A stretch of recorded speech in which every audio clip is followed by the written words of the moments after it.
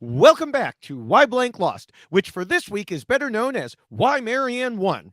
I'm David Bloomberg. Ta-da! Yes, I'm David Bloomberg. And when I saw the votes coming in for Marianne, I said, holy fudge, this shiz is really happening. Yes. Here we go. Here we go. Holy fudge. Holy fudge. With me, as always, is my co host, Jessica Lewis, who would now like to tell us a story about a bunny rabbit she found in her mailbox. You know, they like to hang out in the mailbox every once in a while. Those times, those bunnies. There's so many times. I'm fascinated that there's always bunnies in my mailboxes. Maybe and no one ever thought that that was strange. Yeah. Because you're Marianne and it doesn't matter what you say. Yes. Yeah. Yes. No, listen, I must say, I am ecstatic. Not only that we have now crowned a new winner of Survivor, but also it's finally done. I know that sounds terrible, but it's like, I do feel like sometimes this is a roller coaster. And there was a whole lot of stuff that happened in this last episode. And so we have so much to talk through. Marianne said it was a roller coaster. She had her hands up and she had a grand old time on that roller coaster. She did. Yeah. So now, I can't even cram anything in my brain. I've probably forgotten everything I've read. There were so many things out there, but yes, it is. It's a lovely feeling when you're like, okay, now everything comes to a close, and I think we have a lot of great stuff to talk about. Yeah. And unlike last season, the show actually did a decent job of showing Maryanne's game and Mike's game and Romeo's game. Romeo may differ on that. I look back at my notes from last season's finale, and we spent a lot of time complaining about the terrible edit and the hiding of what Erica did. Yeah. And I know we've occasionally had one or two things to complain about this season as well, but that aspect was not one of them. You know, and so, yeah, but even though the edit did show so much, there is more to their games that we'll discuss here, not to mention all the others from the finale.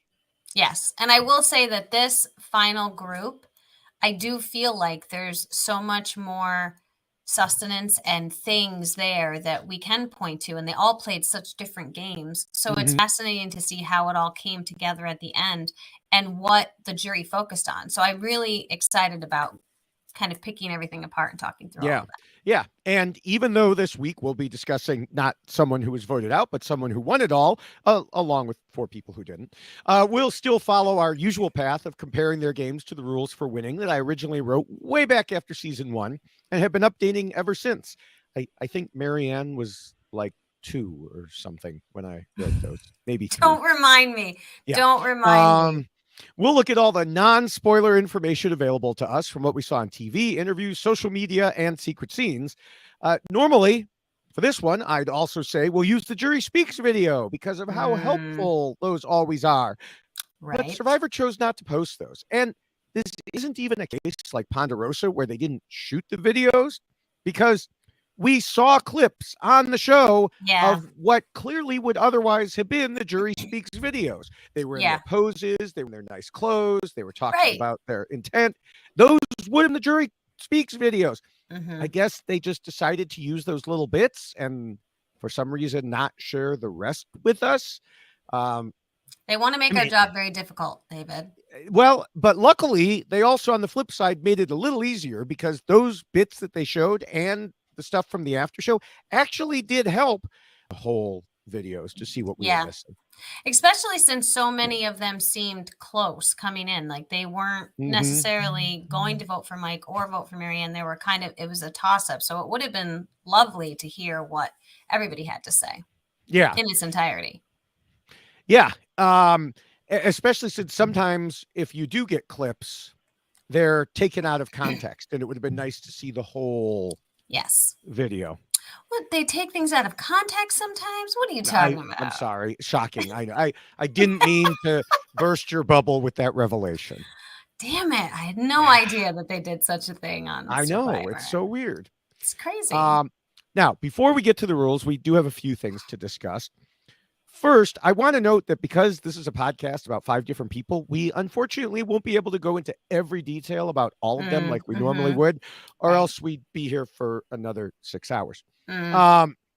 Yeah, so I mean, it's fine with me, but I think Jessica, you said you had other plans, like I at have about the so 5 much hour mark. happening right now in my life. Yeah, I know.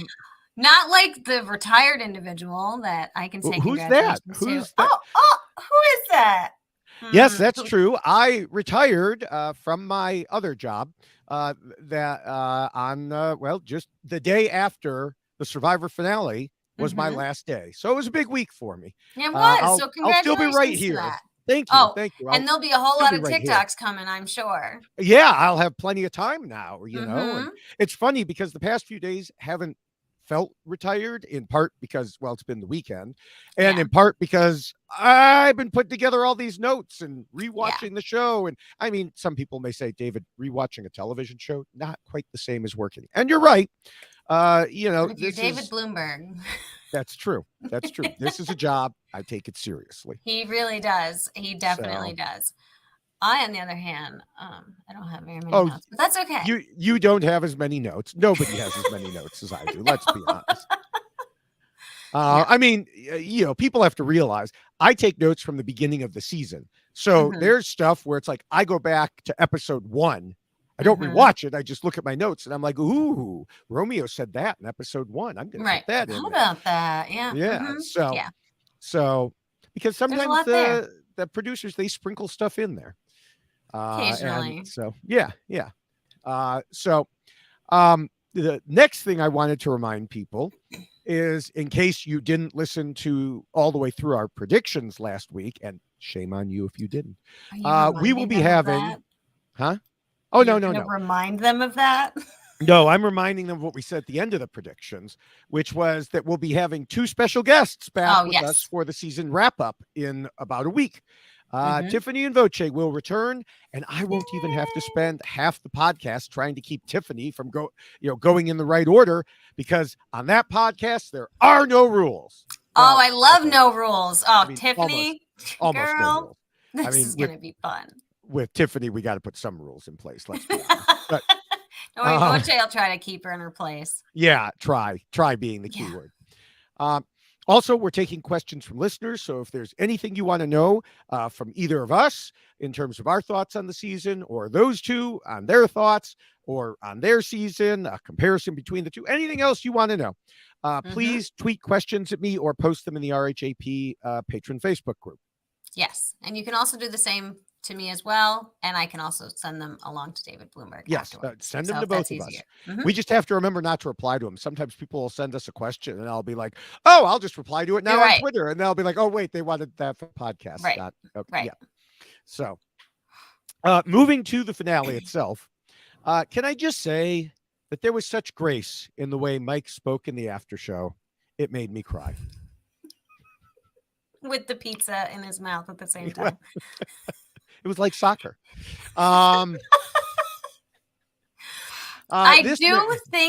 just have to jump in here real quick, just because I somewhat appreciate the immediacy of the after show, right? But I also feel like there has to be so many things spinning through everyone's heads at that point in time to then start peppering them with questions and how do you feel and what are you thinking and why did you do this and why did you do that? Like, I just feel like they need some time to decompress and process and kind of go through what just transpired. Yeah, I agree. I mean, Mike had just lost 7-1 after coming in thinking he would probably win. Right. The jury roasted him, although nicer than some other juries. Yes. And then much of the after show was spent with the jury further explaining what he did wrong. Yeah. Like, okay, no, you can wait for this podcast. We'll tell him. Just let to the man point, go and eat in peace.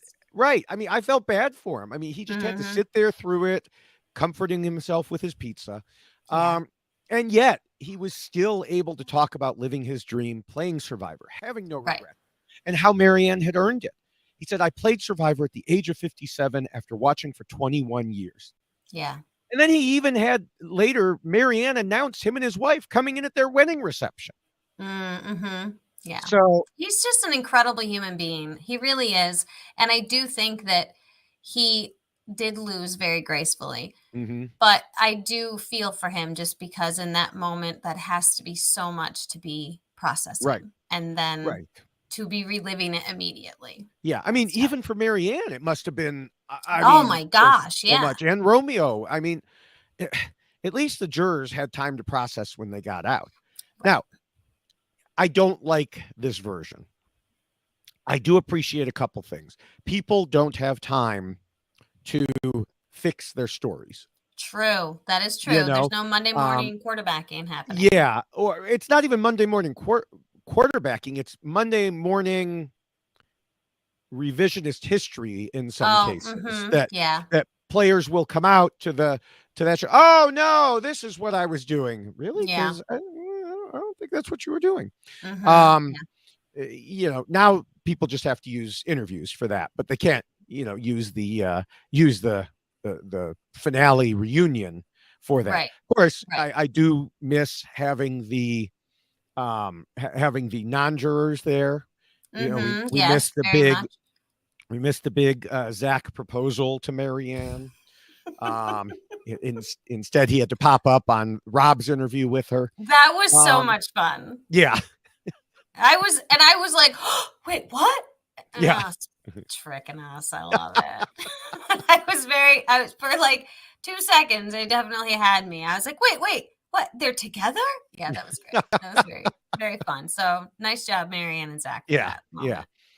So yeah, we could debate that for hours, but I think it's here to stay for a while, in part because let's face it, it saves CBS or Survivor a lot of money.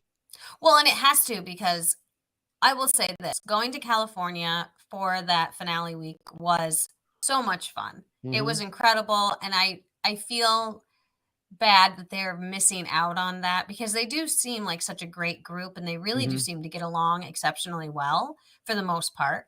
And I thought you were going to say except for. I'm not going to go into details about. And I were like, except for. No. Yeah. For the most part, I think that people are friendly, and I know that a lot of other survivors would go out and spend time, and so it's a really incredible moment to have. And yes, CBS is saving a lot of money by not doing that, but it's still taking away a lot of that just time to appreciate what you've done, and the fact that you were part of this whole process and the show, and the fans get to come out and see you. And I really loved doing it. And so the fact that they don't get to be a part of that, I think is a little bit sad for them, for sure. It is. Maybe they'll reconsider in the post-COVID world. I know. And that's what we're still living in. So it's tough. Yeah. So we'll see. We'll see what will change and what won't. But also in the after show, I enjoyed not only Jeff giving Omer the chance to compare the finalists to different animals, but also Omer finally being able to shut down Jonathan when he tried to butt in. I suspect many players wanted to do that for a long time, but couldn't, because Survivor's a social game. That is very true. Yes. And we all now know that Omer doesn't like dogs. Well, yeah. Well, at least that's what we were told. I mean, in Romeo's interviews, he's like, no, we weren't called the underdogs because Omer hates dogs. And then later in another interview, he backtracked and said, well, he doesn't like them as much. I can't imagine Omer being a dog hater. I can't imagine him being a dog hater either, but it did seem a little aggressive at first. And then each interview, it seemed to lessen just a little bit more. Yeah. So, but we still love you, Omer, even if you don't like dogs. I mean, I won't make a comment about. I love dogs, with dogs. I know. Taking a step back from the after show, I want to mention how much I hate that somehow physical became one of the factors for Jeff to emphasize in the finale. How about all three of the categories that all of a sudden he decided to point to? I mean, what happened to outwit, outplay, outlast? I think that he felt people were confused about what those meant, so he tried to change them. But the problem is, like, even in the social part, people were talking about the strategic because they overlap so much, as we often talk about. And the physical, I mean, yes, Jeff, Survivor has challenges. We know. But as I mentioned a podcast or two ago, who has won Survivor just by winning challenges and building shelters and catching fish? Right. Mm-hmm. Nobody. Jeff, stop it. I watched this twice. I literally zoned out both times during Roxroy's question on this topic. I just don't know how you can take what is in the banner, which everyone can see, like right above us, outwit, outplay, outlast. Though that's the terminology that has been associated with Survivor since its creation. And now all of a sudden you're going to be like, you know what? I think that's confusing people. Let's switch it up a little bit. Yeah. Don't do that. Just don't. Because it did seem like everything was just kind of melding together anyway. Just stick with it. It's outwit, outplay, outlast. So this is what we're going to talk about. Or no, you know what? He could say, okay, let's talk about how you schemed and plotted. Let's talk about if you schemed and plotted too much. Let's talk about if you were flexible. Let's talk about if you pretended to be really nice. familiar. Yeah. Let's talk about if you played an emotional game. Let's talk about if you were a threat. I mean, if he's going to switch it, he might as well switch it to something that's stood the test of time. You know what? I'll send him a poster and just tell him, like, listen. I mean, even a shirt something goes through and explains why a person won. Yeah. Jeff clearly needs to see this. Yeah, that definitely threw me for a loop when all of a sudden he didn't do that. Wasn't last season either. They didn't do that last season. I don't remember. It didn't stick out if he did. No, because I was so confused when that was the choice topics for the finale. Yeah. I didn't understand that. Yeah. Or the final tribal, I guess I should say. Yeah. Anyway, we're kvetching a lot. So yes. Well, okay. I'm sure there are probably other things we could discuss. Many of those will be addressed in the rules. Do you have anything else that you wanted to bring up? I do want to say thank you, CBS, because I know I complain a lot about you and I apologize. But the rock music during the final immunity challenge was very appreciated. So thank you for that. That was quite fun. It started and I was like, what? And then it stopped and then it came back again. I'm like, yes, this is. I didn't even notice it. I have to. I definitely noticed. Although actually, I noticed it because you tweeted about it. That's yes, and I was so excited because I do appreciate some great music when you're watching some of these challenges happen. I really did like that a lot. So that was awesome. And also just for any future Survivor great music like You Better Be Ready. Yeah. Oh, but that was a great opening. I will say that was like it was. I think I even got the tune wrong just there. Not to mention my voices, you know. But I know you should be rapping it. That's what you should be. No, I should not. But and also, if you're ever going to play Survivor, know that you better have some really good knees because my God, they were like killing these people on the last challenge. That was crazy. Yeah. Another reason I can play Survivor. Yes. Yes. But yeah, there's a lot of things that I'm sure we'll be getting into and talking about. But overall, I think it was a really great final episode, and there's a lot happening. Really great gameplay. So we'll get into it. Yeah. All right. Well, before we move on to see how Marianne and company did, we just need to mention that the rules we're about to discuss come in a shorter and much more colorful version in poster form. Go to robhasawebsite.com/yxlostfeed and scroll down to the poster and click it. In addition to the poster, yes. Don't just click it, follow through after that. In addition to the poster, we have other ways to get the rules so you can have them with you in t-shirt and mug and sweatshirt form. So here is the poster t-shirt. I already showed the checklist t-shirt, which I have facing the one side for today. And the mug and all these things you can get just by going to robhasawebsite.com/yxlostfeed, scrolling through, clicking everywhere, and finishing up like Jessica said. Purchasing. Yes, purchasing. Be very clear. Yes. Now, Marianne knew she had a job to do as she approached the endgame, and it was something she'd been planning for a little while. The question was whether the other players of the jury would realize what she was doing. Meanwhile, Lindsay's fate was essentially set as soon as Omer was voted out, and Jonathan lost to Mike's blaze of glory. But when the heat was turned on by Mike, or on Mike by the jury, he couldn't get out of the line of fire. Meanwhile, Romeo tried to get attention for himself, but was mostly unsuccessful. We have 5 people to discuss and some contradictory information to parse out in a few cases. So let's get to it. It's time to figure out why Marianne won and Mike, Romeo, Jonathan, and Lindsay lost. Get ready. It's going to be a long one. The first and most important rule is, of course, to scheme and plot. And this was confirmed several times over by the jury. Both Chanel and Drea flat out said at one point or another this season that their votes would be based on who played the best game. Mm-hmm. And the jury all wanted to know what Marianne and Mike specifically did when it came to this aspect. We will, of course, be talking about a lot of that when we get to Appendix B. And I even did consider moving Appendix B to the top, but I didn't think it would make sense to talk about how they discussed their strategy before we actually discussed their strategy. But once again, note what I'm saying. The jury wanted to know about strategy and not like shelter building or catching fish. Right. That physical component of things. Yeah. Now, with that in mind, we'll start off with our winner, Marianne. The jury called her game sloppy early on, and she copped to it, telling interviewers that she was, quote, delusional in the pre-merge and thought she was playing the best game. The fake merge shook her up when she realized things weren't going her way, and she even thought at one point that there weren't any alliances. Indeed, at that time, she felt like nobody was talking to her, even though the other Takus told her they had her back. I enjoyed her poem to Mike Bloom, in which she corrected her earlier self, saying, "Roses are red, violets are blue. If people aren't saying anything, the vote is you." Yeah.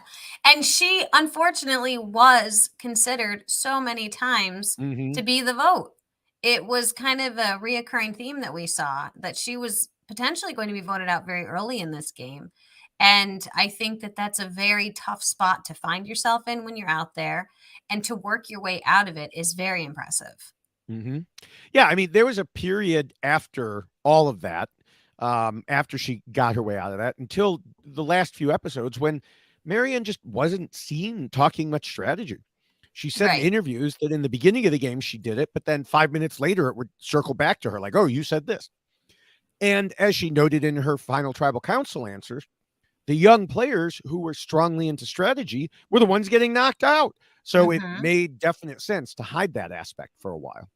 Yeah, and she's very vocal about being a super fan, which I also thought is fascinating, that she was actually discussing being a super fan while playing the game with Omer. She talked about how they connected and that they were able to actually have those conversations, which I think is incredible, that that's not even something that people feel they need to hide now. Now it's almost like a badge of honor if you can say that you're a super fan, and you can announce things that you know about previous seasons and players.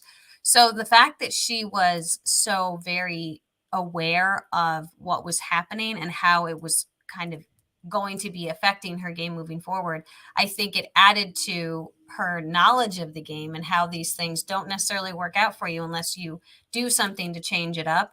And so she always seemed to be moving forward, if that makes sense, where she was like, "Oh, this isn't working. I have to do something different." So she was very self-aware, but she wasn't doing anything that was overly aggressive to try to change the perception. But she managed to do that in the final tribal council beautifully well. Yes. Now, one person she was working with was Omer, who said in interviews that he was doing so covertly. Even he figured that he could work with her because she didn't have anyone else, so that meant she couldn't pull a move on him. Oops. What he didn't see, damn it, was that she was strategizing when he wasn't around, and even would use the fact that she wasn't feeling good as cover at times. Yeah.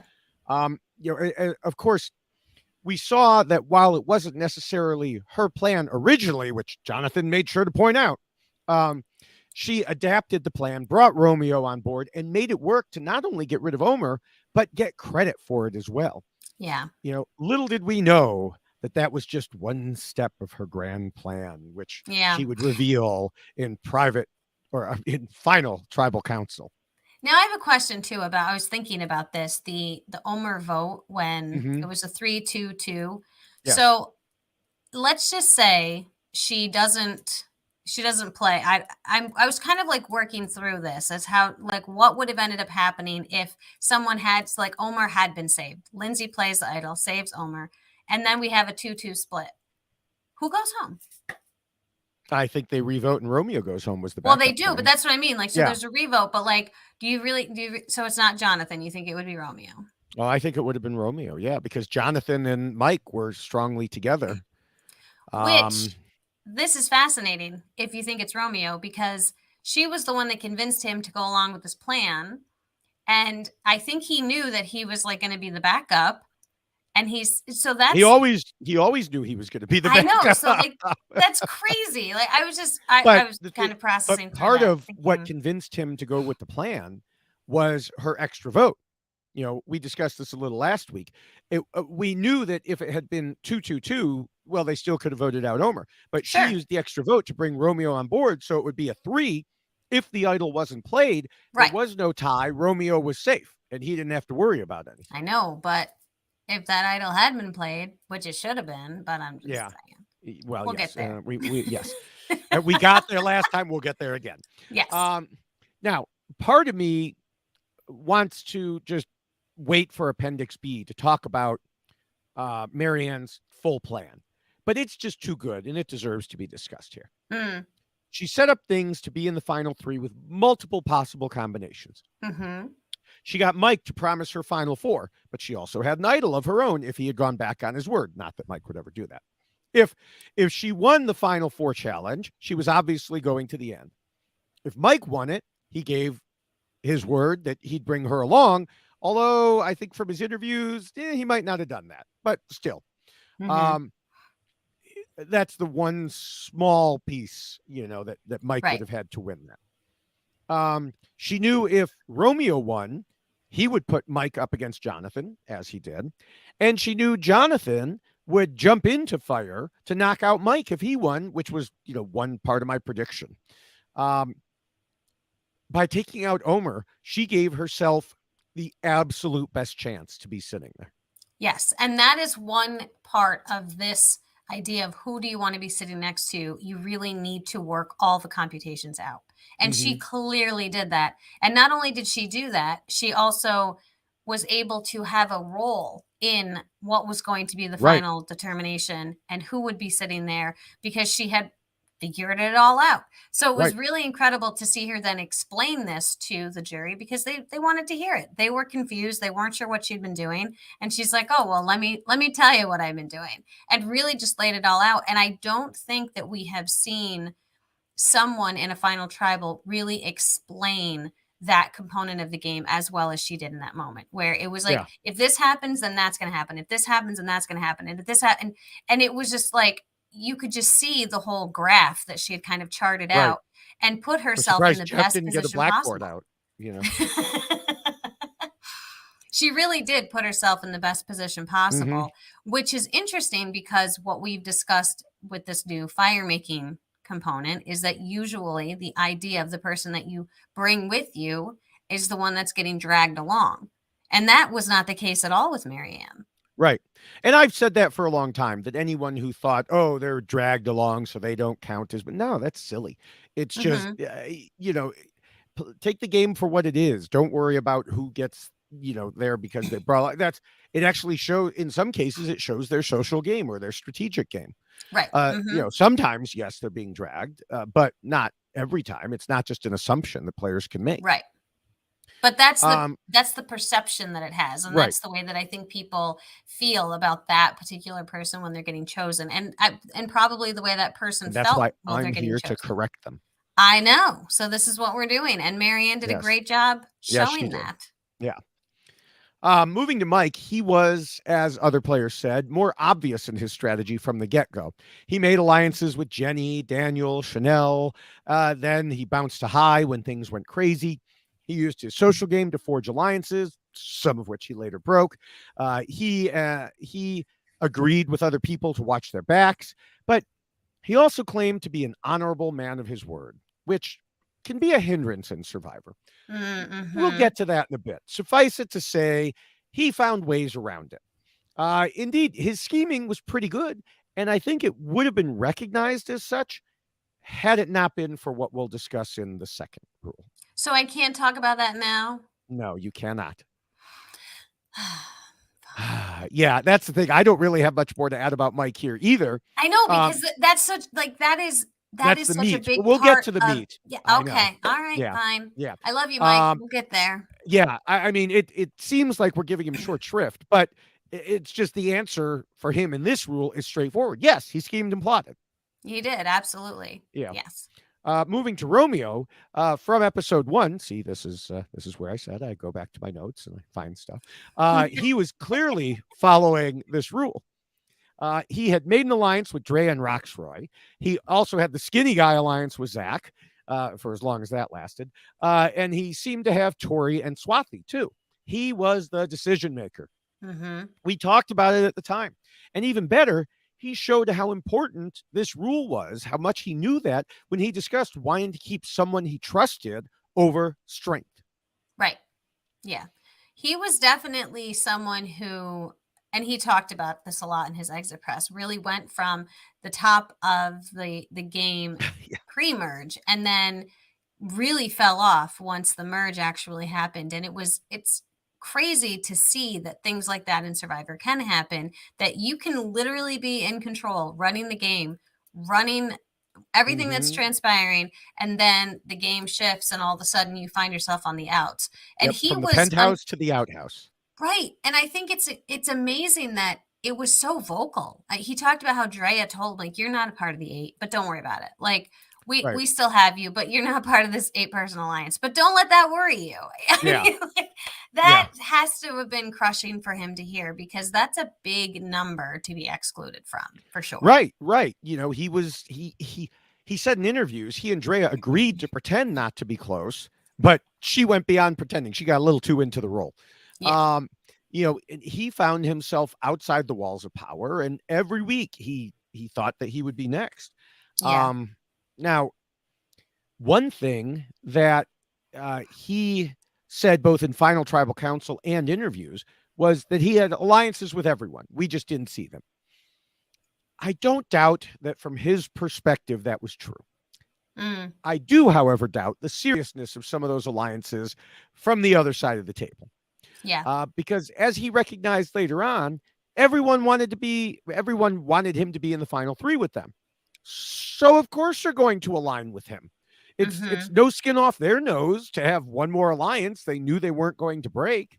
Right. You know, they may have given him information, but this was not an alliance that was directing traffic anywhere. That Right. It was just, okay, I got you. Well, of course you got him, because you want to take him to the end so you can beat him. Yeah, and this is what you need to be very aware of when you are out there and playing this game. What is the basis of the relationship that you have with that person? And is it sharing of information and making decisions together? Or is it just you're being told what's transpiring and you're finding out later, and so you have the knowledge? Like he talked a lot about how he always knew who was getting voted out, and he decided to vote for other people in order to potentially save himself should the Romeo vote be the vote that ended up counting because of the shot in the dark or an idol. So he was at least thinking through those things as well. But that's definitely showing you that whatever alliance you have created with someone, like you said, they're not driving the boat. They're not changing what's happening. He's merely being told information. And yes, information is incredibly helpful. But if you're not in a position where you can change the outcome or affect the outcome, then you're really not in a position of power at all. Right. Moving to Jonathan, he was not really known for his strategic abilities in this game. 11. But yes. My mom calls him 11 now, by the way. Just saying. Yeah. I think it's great. You'll see things on Twitter. It'll pop up everywhere. Someone will just It's say so randomly good. 11. You know, it'll be like, thank you, Tiffany. I love it. But love it. But as annoying as that was at the time, it ended up being great. No, it Um, was hysterical at the it time. it can be two things at the same time. Um, um, but he did at least do a few things right, as well as a few things wrong.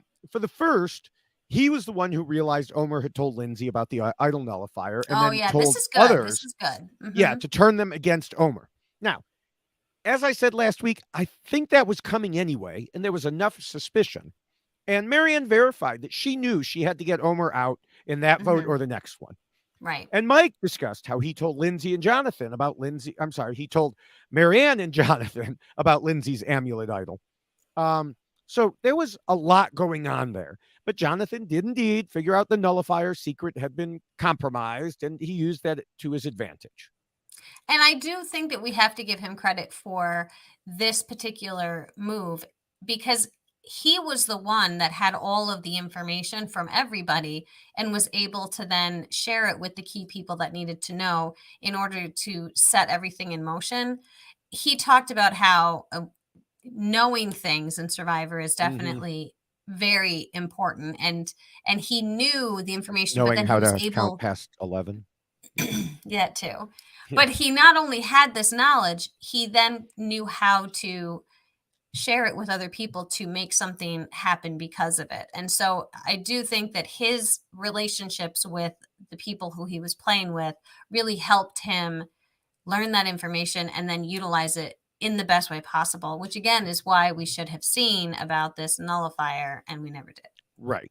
I still think, again, losing the nullifier was not the biggest deal because, again, I think there was enough going on even without that information. Omer was going one vote or the other, I feel like. Oh, for sure. But this was definitely part of that process. Right, right.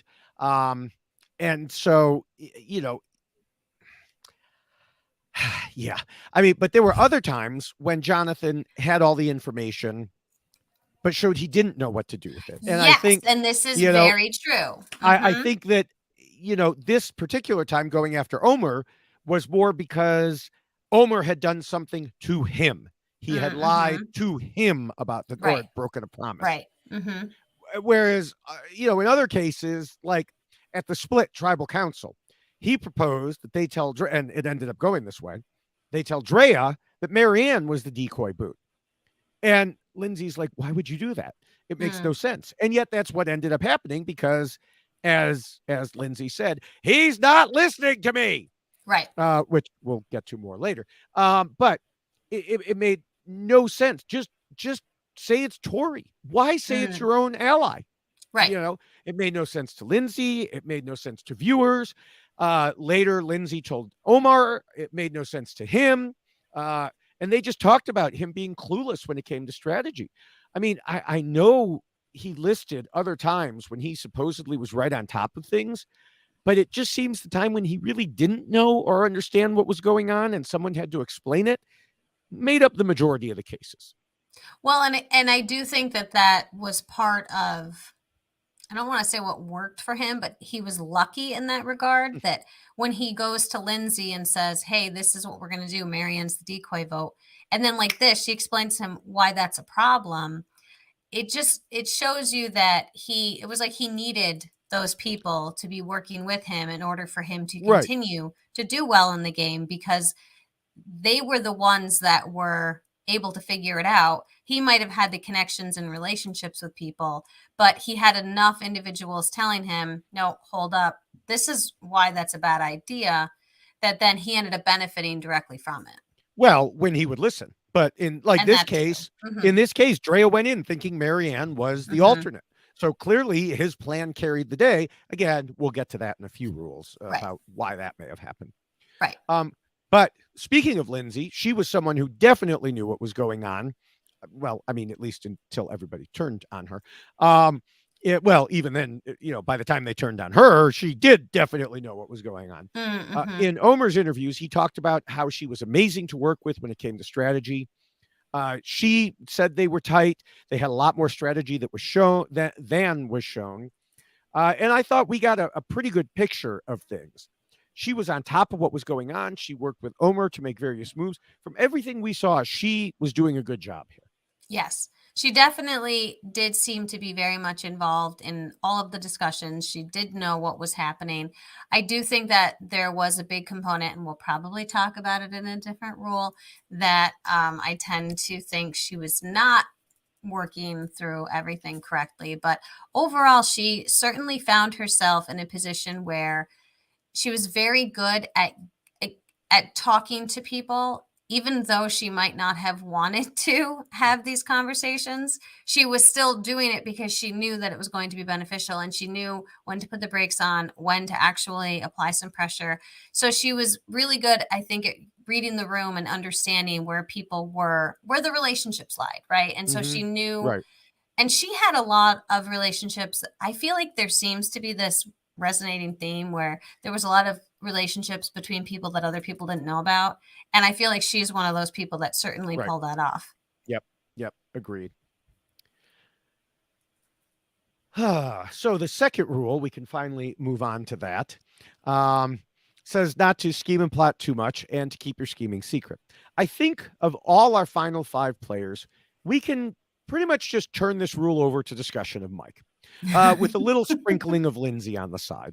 Okay. But Marianne certainly didn't have any issues here because she was so well balanced within her scheming, and Romeo and Jonathan didn't because, well, as we just discussed, they weren't really scheming enough. Hmm.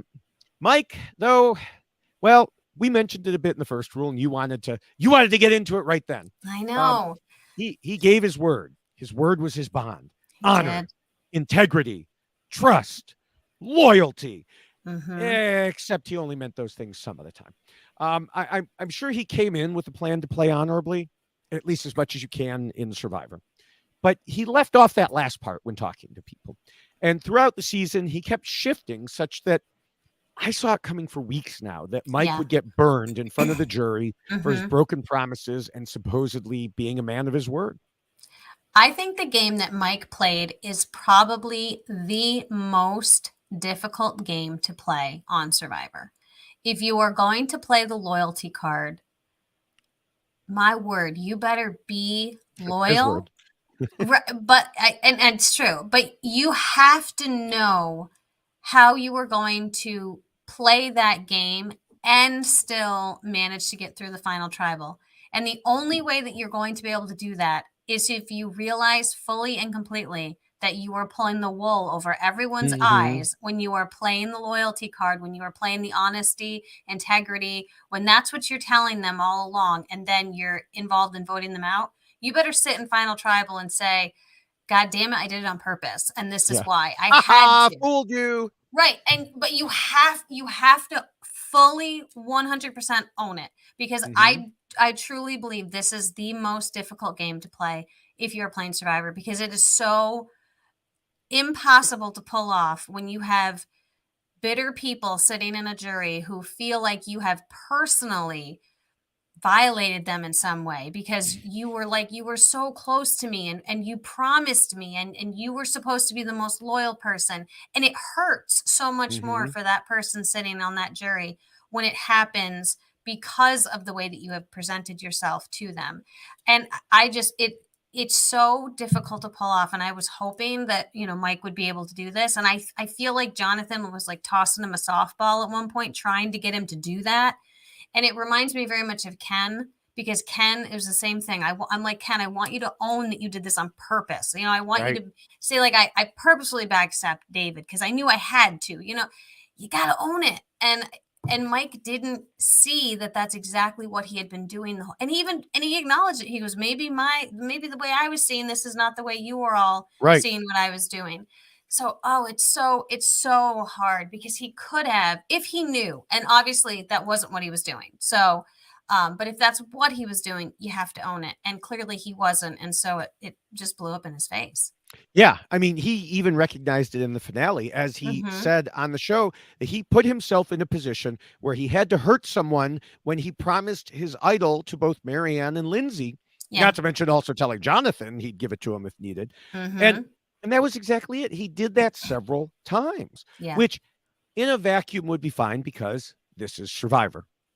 But he had just played up his honor so much that any lying loomed that much larger. Yes. And he just didn't see it. Even in cases like when he flat out lied to Drea about the Final Five deal, but immediately told Omer he was just making her feel safe. Yeah. I mean, he said in interviews, in his mind, he had reasons for everything he did. They had done something to him, or he needed them out, or, so he could win, or whatever. He even noted that he probably wouldn't have made it to the end if he hadn't told those lies or broken his word. And that may well be true. But as he told Dalton Ross, maybe I shouldn't have based my whole platform strictly on the integrity of it. Yeah. Bingo. Yeah. It wasn't the lying. It was the lying about the lying.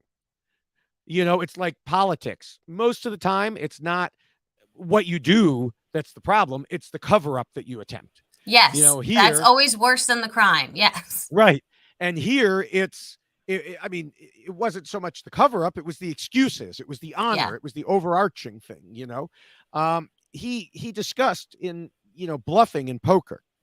And that's a great comparison that I have used as well throughout our podcasts here. Right. But even in a game of poker, if you're playing with some good friends and you're like, hey, look, really, you just trust me, just fold here. Don't waste your money. Just fold. Trust me on this one. You pull on their heartstrings. You could understand if you then turned over a bluff that they'd be a little pissed at you. That you pulled on their heartstrings and used their friendship to lie to them. And it's not the lie. It's the use of so-called honor while lying and still insisting that you played honorably. It can't be all of those. And I do feel like the shift that we see happening in Survivor is juries want you. I mean, not that they don't ever want you to own what you've done in your dirty laundry, but I almost feel like there's a certain respect that comes from such awareness that I know what I was doing was hard and I treated you terribly because of what happened. But if you can sit there and own it, then you'll have much more respect from the jury, because it just shows how it was like Marianne when she was explaining why all of her options were available to her. It's that self-awareness. She was working through all of the levels. And if Mike had been able to do that and say, yes, I did lie to you, Drea, and I'm sorry that I did, but the reason I did was because of X, Y, and Z. And if he was able to do that with each person, I feel like we'd be having a much different discussion about Mike, obviously. But Mike didn't even see that that's what was happening. And so it's just unfortunate because you have to, rather than I almost feel like Marianne was presented to the jury as tell us what you did. And Mike was presented to the jury of tell us why you did what you did. And she was able to do it. And then he wasn't. Yeah. And obviously we'll get more to that in Appendix B. But the one thing I would slightly debate you on is you said something. Yes. You said there's been a shift. I don't think there's been a shift. I think since season 1, it was right out in front. This is the game I played. This is what I did. Right. But I'm talking there have been juries that have been bitter no matter what. There have definitely been juries that even if Mike had come out and said it was the game, they would have said, well, then we still hate you. Right. I do think, yes, with so many super fans being on board, I guess my only issue was the word shift, but as I talk through it, I mean, maybe more, I don't know.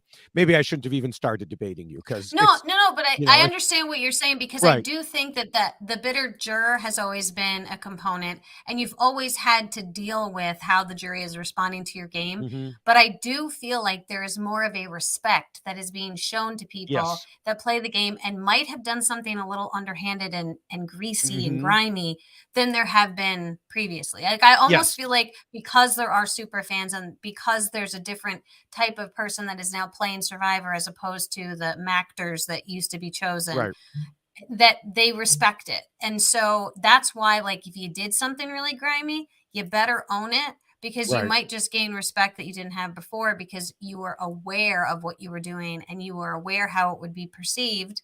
But this is why you did what you did. Yeah, I mean, I think I was trying to think. We know a player who, like, for example, was always honest and truthful and said that he set himself up this way on purpose so he could lie later. And then I realized, oh, that's Adam. Yeah.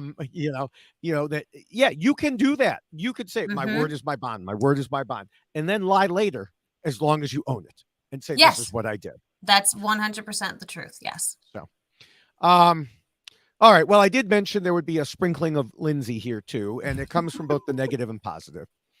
The negative is that she got busted as a friend of Omer. We saw her insisting to Jonathan that they should have told her that Omer was the plan because she was part of their alliance. Here's the thing: as smug and annoying as Jonathan was at that moment, I mean, I could understand why she just wanted to be like, but Mm, he was also correct. She had just tried to vote him out. So she right. really didn't have much of a leg to stand on in saying, but we were part of the same alliance. Yeah, you just tried to vote him out of that alliance. So him not telling Yes. you, yeah. Um, they knew she and Omer were scheming with different people. So Mm-hmm. on that side, yeah, there was a flaw in her plan there. Yes. And this is why those secret relationships and secret alliances can become difficult if you can maintain it and you are Mm-hmm. able to continue it to be secret. Great, good job, because you've pulled the wool over everyone's eyes. But once people find out, yeah, then you're going to be in trouble. And I think Right. that's exactly what we saw happen here with her. Right. And that leads to the good part, which was she said in her interview with Rob that people kept thinking of her as being in a duo with Jonathan earlier, Yeah. which she wasn't. And one reason that she didn't want to be associated with him in that way was she knew in cases like that, when your apparent partner is safe, sometimes the others will get rid of you to weaken them, Yes. which is Mm-hmm. something we've discussed before, something that's specifically mentioned in this rule. So, yes, she Mm-hmm. was definitely smart to try to ensure that people did not think that. Yeah. All right, so we can move on to the third rule, which tells players to be flexible. As we discussed in the first rule, Marianne laid out a plan that gave her maximum flexibility in getting to the Yes. end once she got rid of Omer. Mm-hmm. What else did you think of her in terms of this rule? Well, I think she found herself in a position where she had to be flexible because we just discussed how she wasn't really gaining much favor at the beginning of the game. People were considering voting her out, and she wasn't able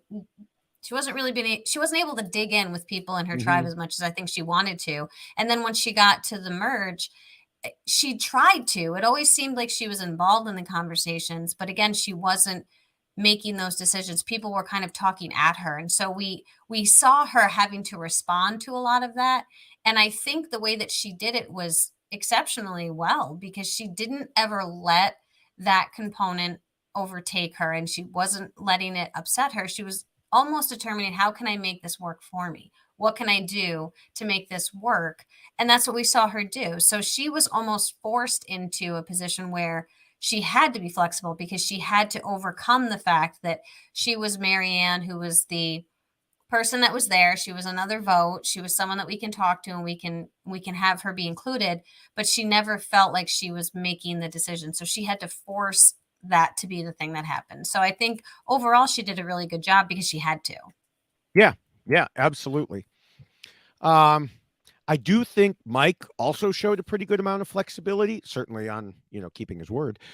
He was willing to work with people and then cut them when he thought the time was right. Yes. Yeah. And he was what I do think was fascinating is that that's why he got mad at other people because they did exactly what he was doing. But it was okay if he did it Yeah. in Mike's Yes. world.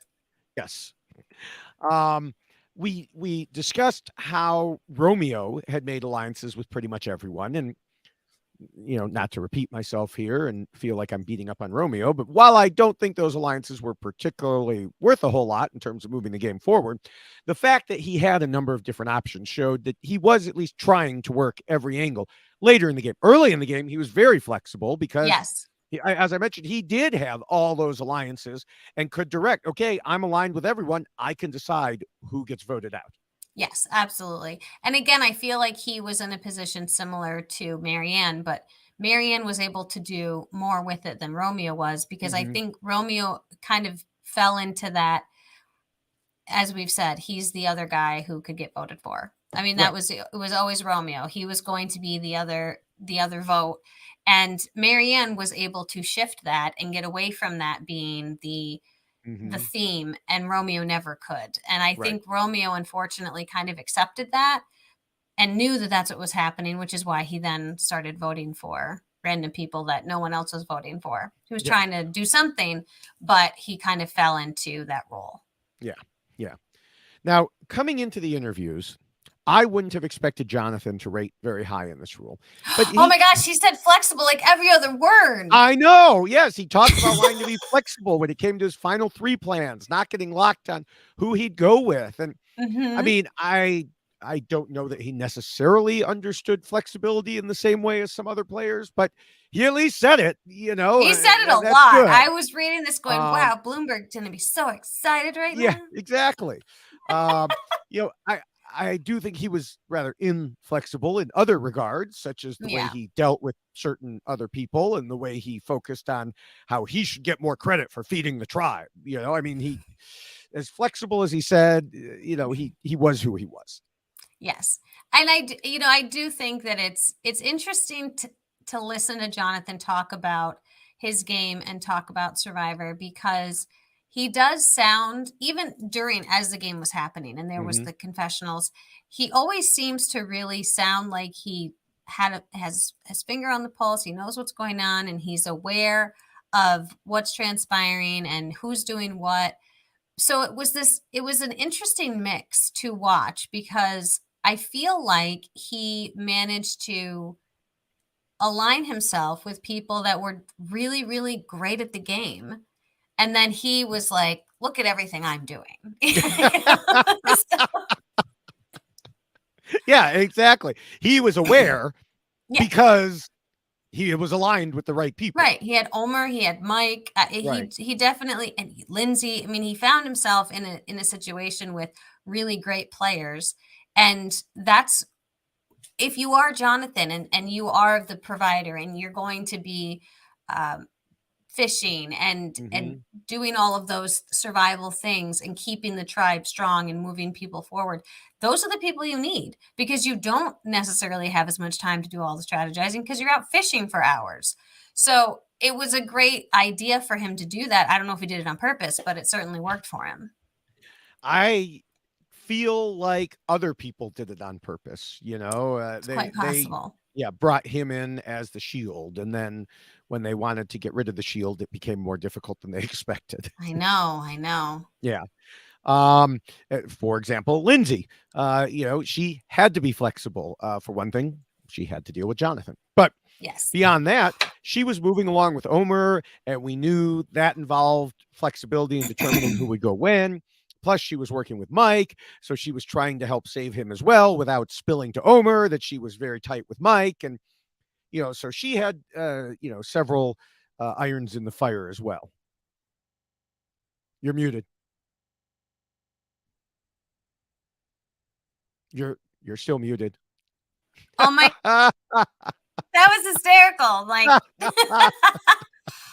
no, I was saying that, yeah, Lindsay, it's impressive that she was able to manage so many relationships Hmm. and keep so many things under wraps for so long. But again, this is another one of those things we've talked about. Once people find out, then it becomes a problem, right? Because then they realize, oh my gosh, this person has been keeping the secret for so long and is clearly playing this game a lot harder than I thought they were. I had no idea that this was going on.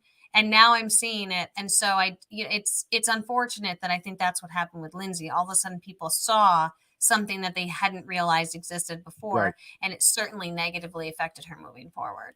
Yeah. And, part of that flexibility, being honest with, talking to Mike, also is what got word back. Just Mhm. that's Right. one of the ways that the idol nullifier spilled, was just, Mhm. those not being able to keep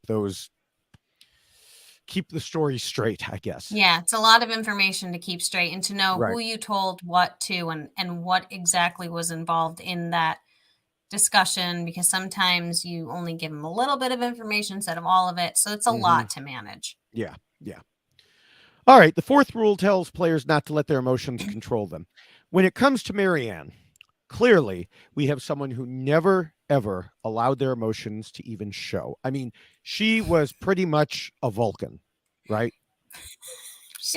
But she did it on purpose. When she did actually cry, I Yeah. love Well, it. yes. Yeah. Yeah. Of course, she wore her emotions on her sleeve, and Yes. we saw it from the very beginning. Whether it was the huge smile on her face most of the time, or the Oh my sobs when gosh. Jackson was pulled from the game. I know. Um, high highs and low lows, and Yes. And also but knowing when to fake it so yes, she could try to make things happen, which yes, I will say, Marianne is a perfect example of someone who knows who they are, knows how they will be perceived when they come in and play this hmm game, and then knows how to use it to her benefit. I mean, we've already yes, made some fun about the bunnies in the mailboxes. That when she said it, it was almost as if, well, this is just Marianne, and that Marianne's silly, and this is the type of things that she would say. But it worked, right? Because Marianne understood how she was coming across right, and how people would see her. And so the fact that then that she started using that to gain leverage in the hmm game and to move herself forward, it's really impressive, because I don't think enough people come into this game really understanding how they will be perceived and then right. knowing how to use that in their game. And Marianne definitely did that. Yeah. Speaking of I meant to mention this earlier, the bunny in the mailbox and everything else with the it was funny when in the after show, Jeff was like, "Well, who here didn't get it when she read that clue?" And maybe more than half of the people raised their hand. And then, who here still didn't get it after everyone read it? And Roxroy is like, it's like, yeah, yeah, yep. It would be Roxroy who would be the only one who still didn't get that something was going on there. But anyway, yeah, I mean, yeah, she was emotional, but she knew she couldn't play emotionally. Right. He even said in the pregame, see, I only talked about going back to episode 1. We go back to the pregame. I know Um, we do. that she hoped to play like Sarah Lucina in terms of being friends, but stabbing people in the back. Yeah. Now, I voiced my doubts about that, whether she could pull it off in our pregame podcast. She proved me wrong. Yeah. We saw that in the finale when she kept talking about wanting to save Lindsay and bring her to the final 4, but eventually realized she'd be giving away the game. Yes. Mm-hmm. Similarly, she said she loved Omer, and voting him out was very hard, but she came to realize the same thing there too. Yeah. Did you see the secret scene with the rice? When Which she was secrets? Oh, she was feeding yes, because yes, she feeding wanted her Lindsay. to Yes. win. Yes. I thought that was fascinating. I Yeah, said, she look at just this. had it there on her leaf, and she's just Yes, holding it Lindsay's over eating all there. of her rice.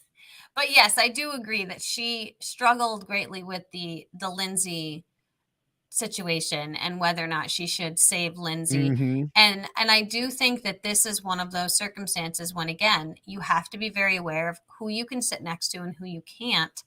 And even though you really like Lindsay and Lindsay's a great person, and we all probably would have loved to see her sitting there, she knew that that was going to be $1 million decision. And Right. so she didn't do it. So she Right. put emotions aside, which is a very hard thing to do. But she was very self aware in that moment and knew that that was going to be the right thing. And Lindsay understood that wholeheartedly. Yeah. Now, another thing Marianne had to deal with was, of course, she's a seminary student. She's now a graduated seminary student. Mm-hmm. So, congratulations on that, too. Yes, I would congrats. find it very difficult, by the way, if I knew that I had just won $1 million, I would find it really hard to go back to my studies. Oh my gosh. I mean, she was in grad school already and everything else, but man, it would be hard to concentrate. Well, at least you know So, everything's going to get paid for. yes, yes, That's a lovely feeling. yes. Now, she told Mike Bloom that she was able to reconcile the game with her faith and what I would call her emotions because she tried to be mindful in treating people with kindness and including them when possible.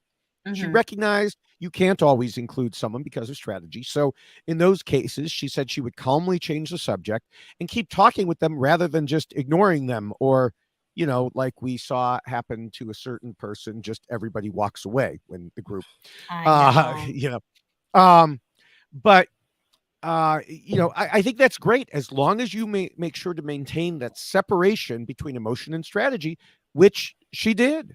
Yes, she definitely did. Mm-hmm. And then, like you said, she also weaponized it. You know, Yes. we had a little debate when we were discussing episode 8.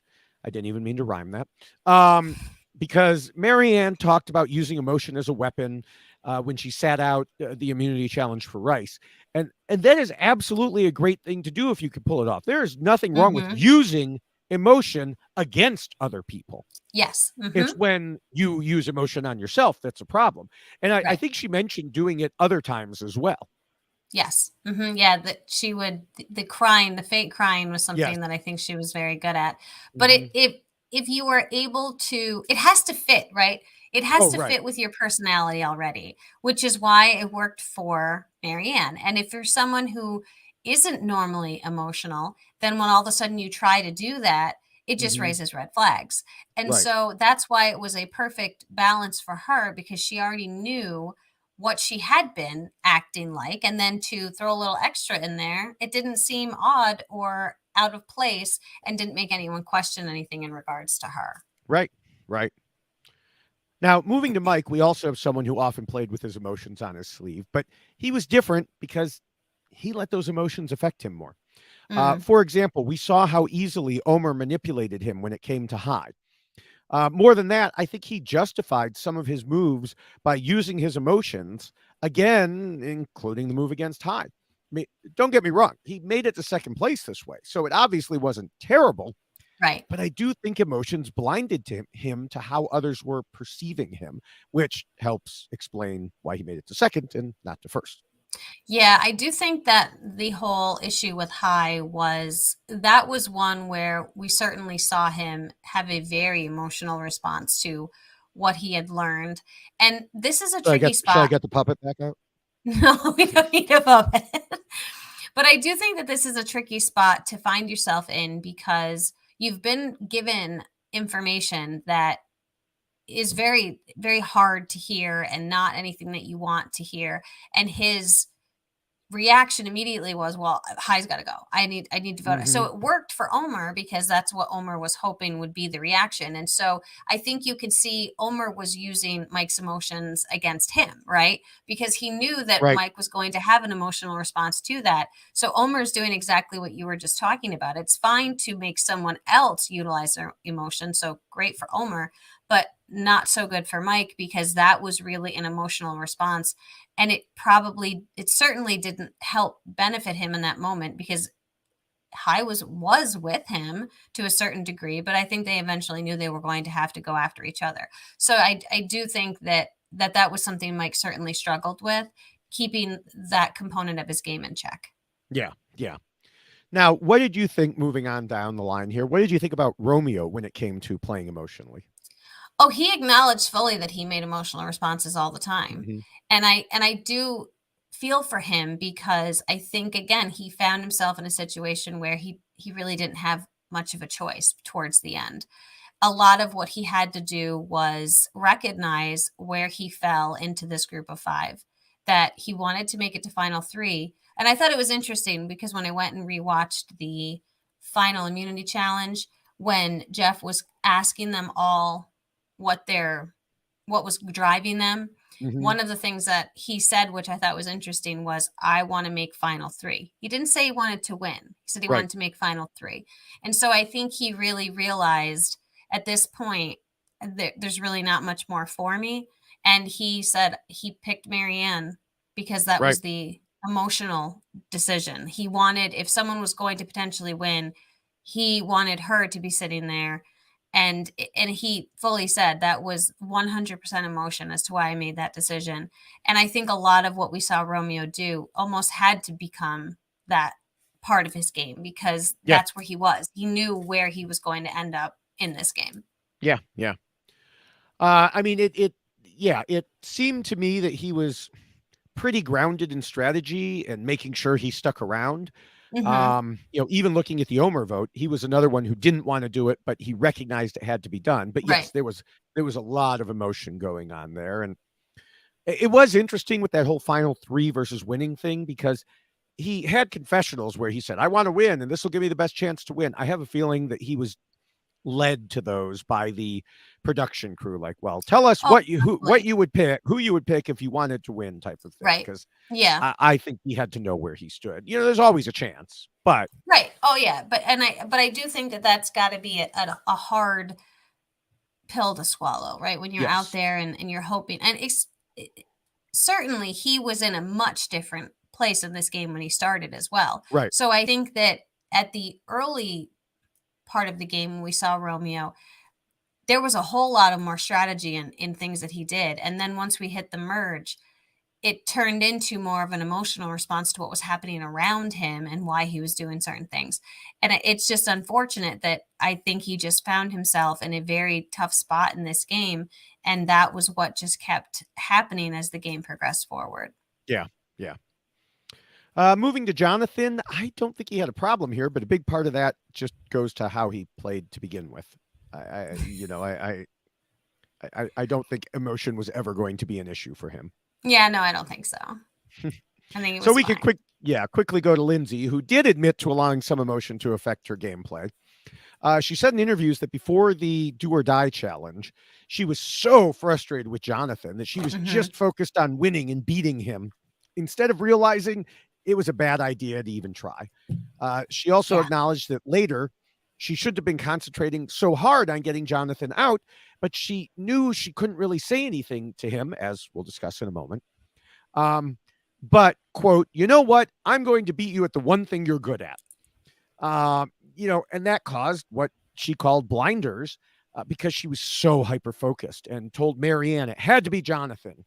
So Yeah. Marianne couldn't even consider telling her about the Omer vote because, well, as she knew, if Marianne had told her, Lindsay would have used the amulet idol and saved him. Now, I do want to say this.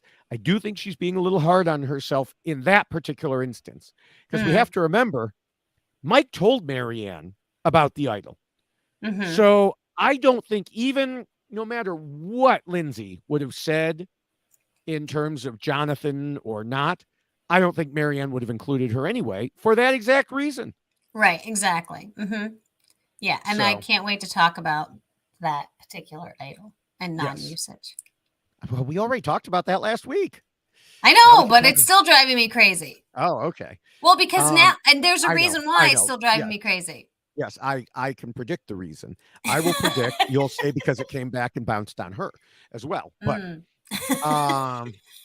but before we do that, we have other things to talk about with Lindsay, and that's Rule 5, which reminds players they need to pretend to be nice and play the social game. It was a reason Lindsay was so mad at Jonathan. Specifically, as she told Mike Bloom, that reason, quote, was how he spoke to me and some other people. It was infuriating. I would never accept that in real life, but because it's a social game, I can't say anything. Yes. She said the first incident was around day 5, and there were several more with her and with others. He was being, quote, snippy and rude. And Omer even mentioned it to her and asked if she was okay because it kept happening. And Jonathan was so controlling. She said she had to placate him, which, of course, is not how you would handle it in real life. But she recognized she was in a game. She even had to change the way she strategized to have Omer tell Jonathan ideas because he wouldn't listen to her or Marianne.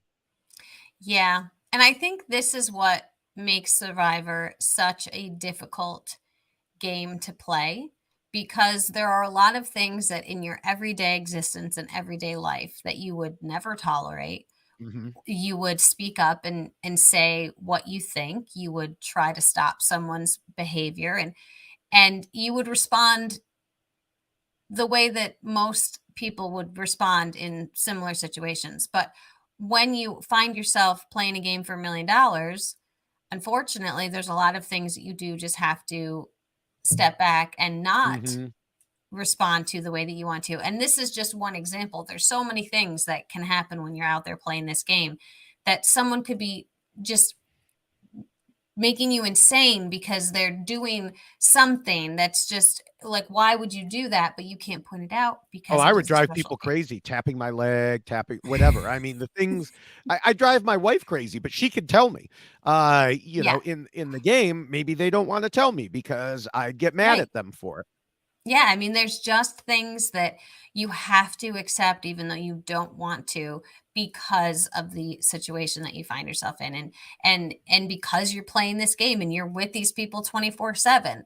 And so she recognized it, and I love that she went so far in her exit press to talk about this, that I Mm-hmm. would never have been okay with being spoken to in this way in my real life.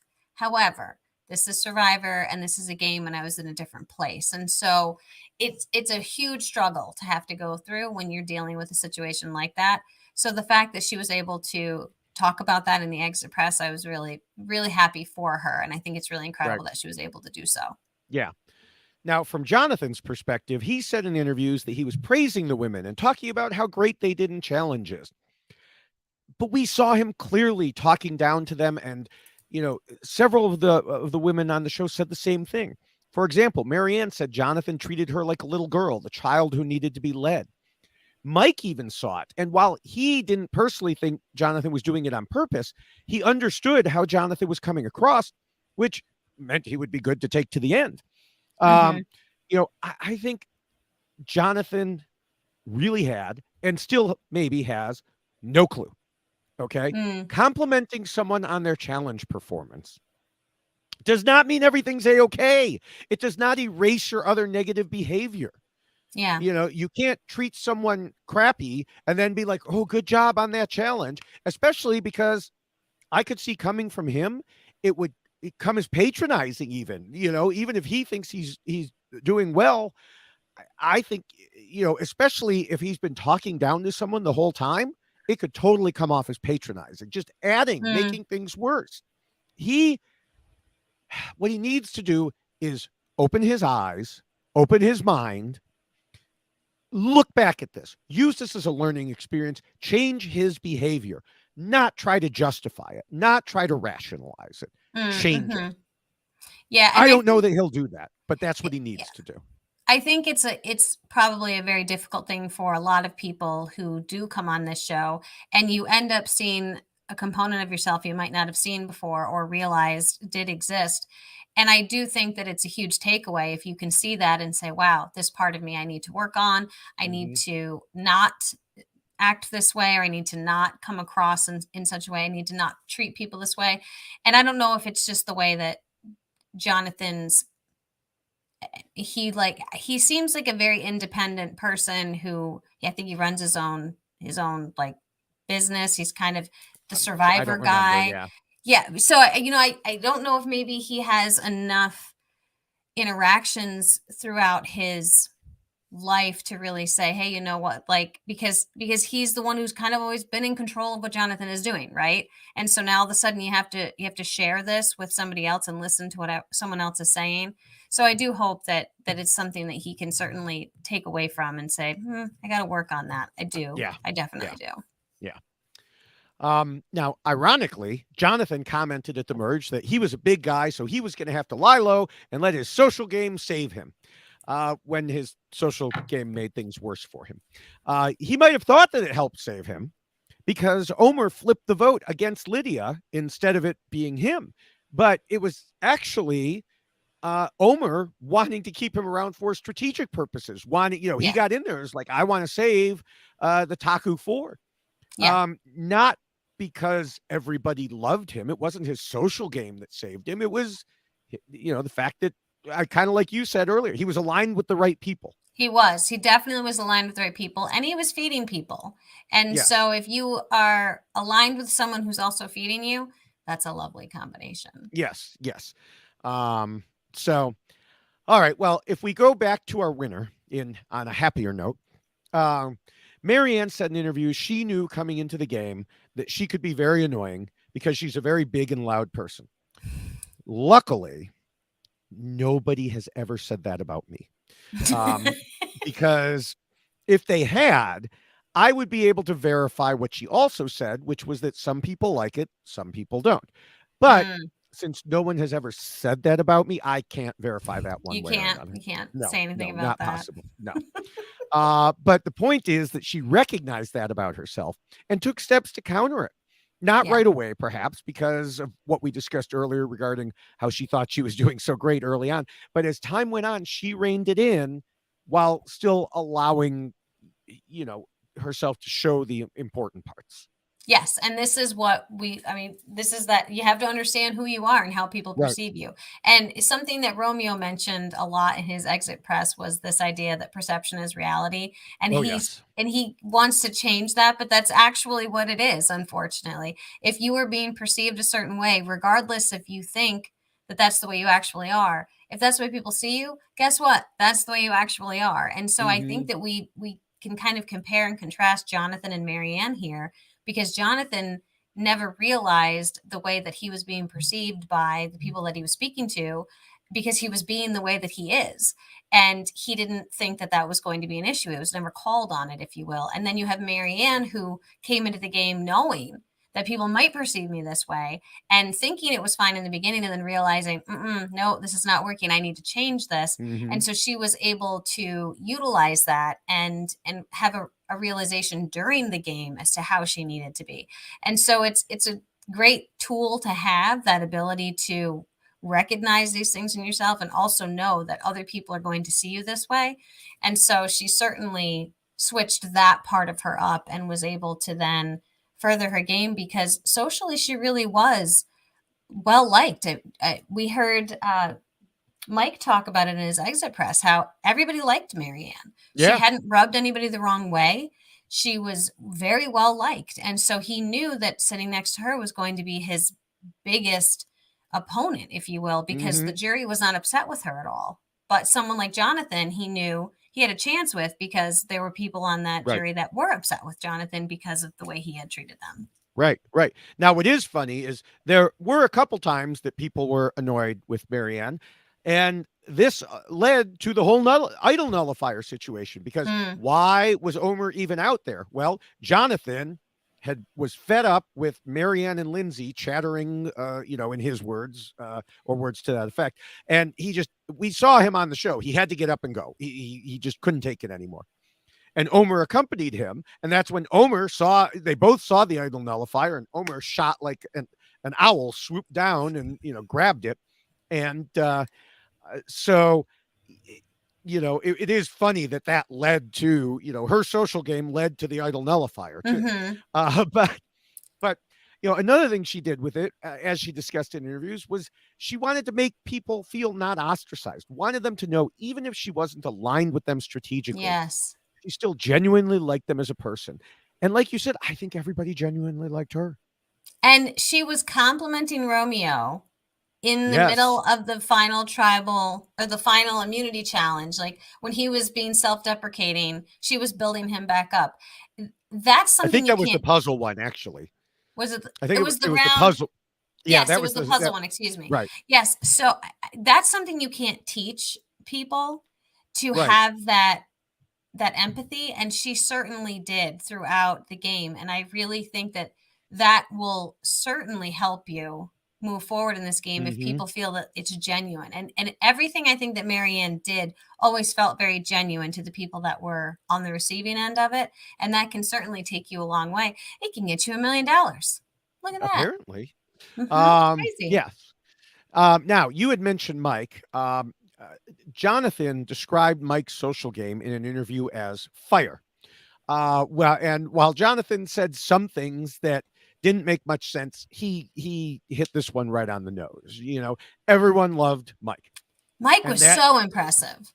that's why so many people feared going to the end with him. Hmm.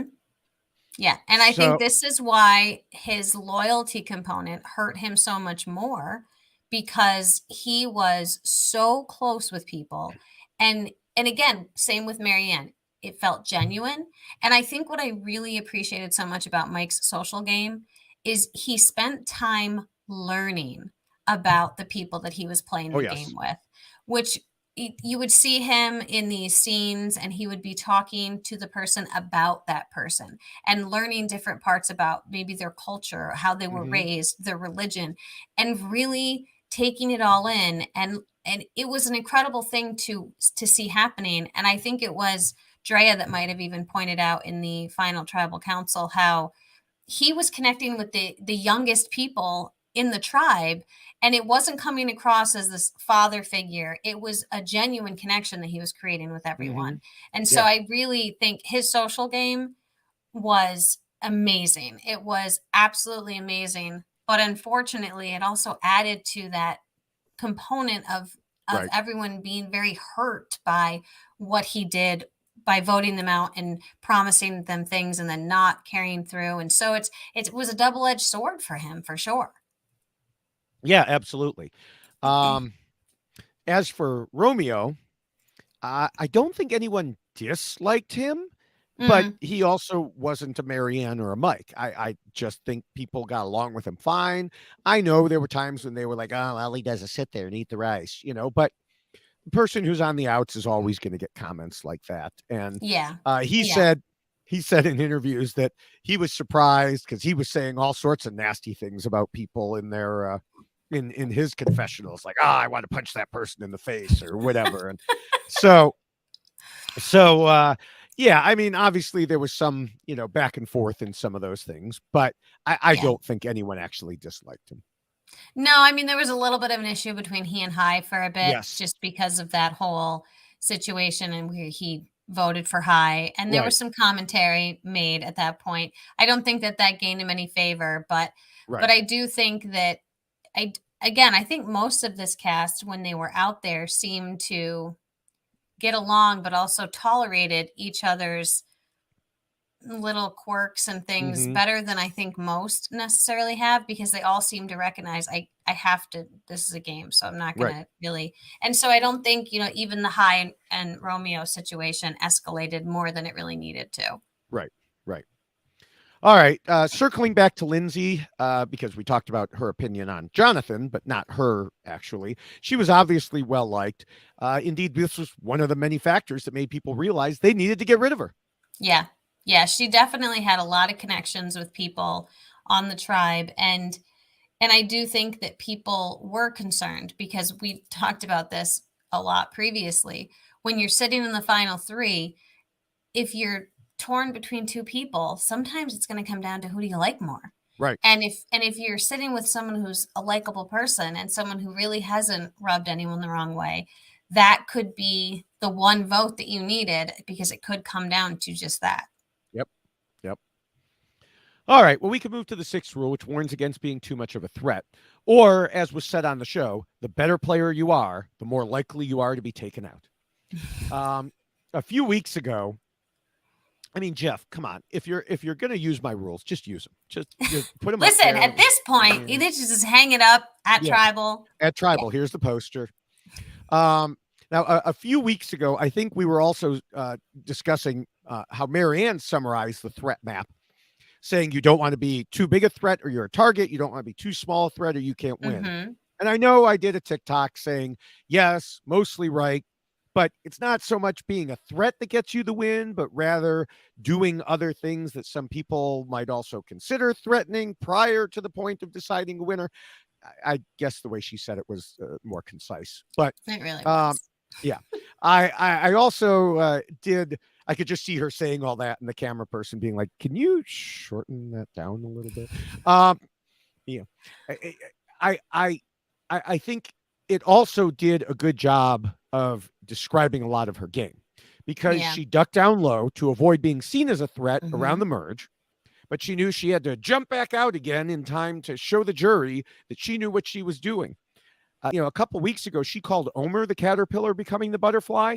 I really think that was her. Yeah. Well, and it's interesting because this is all about kind of managing your threat level too, Right. right?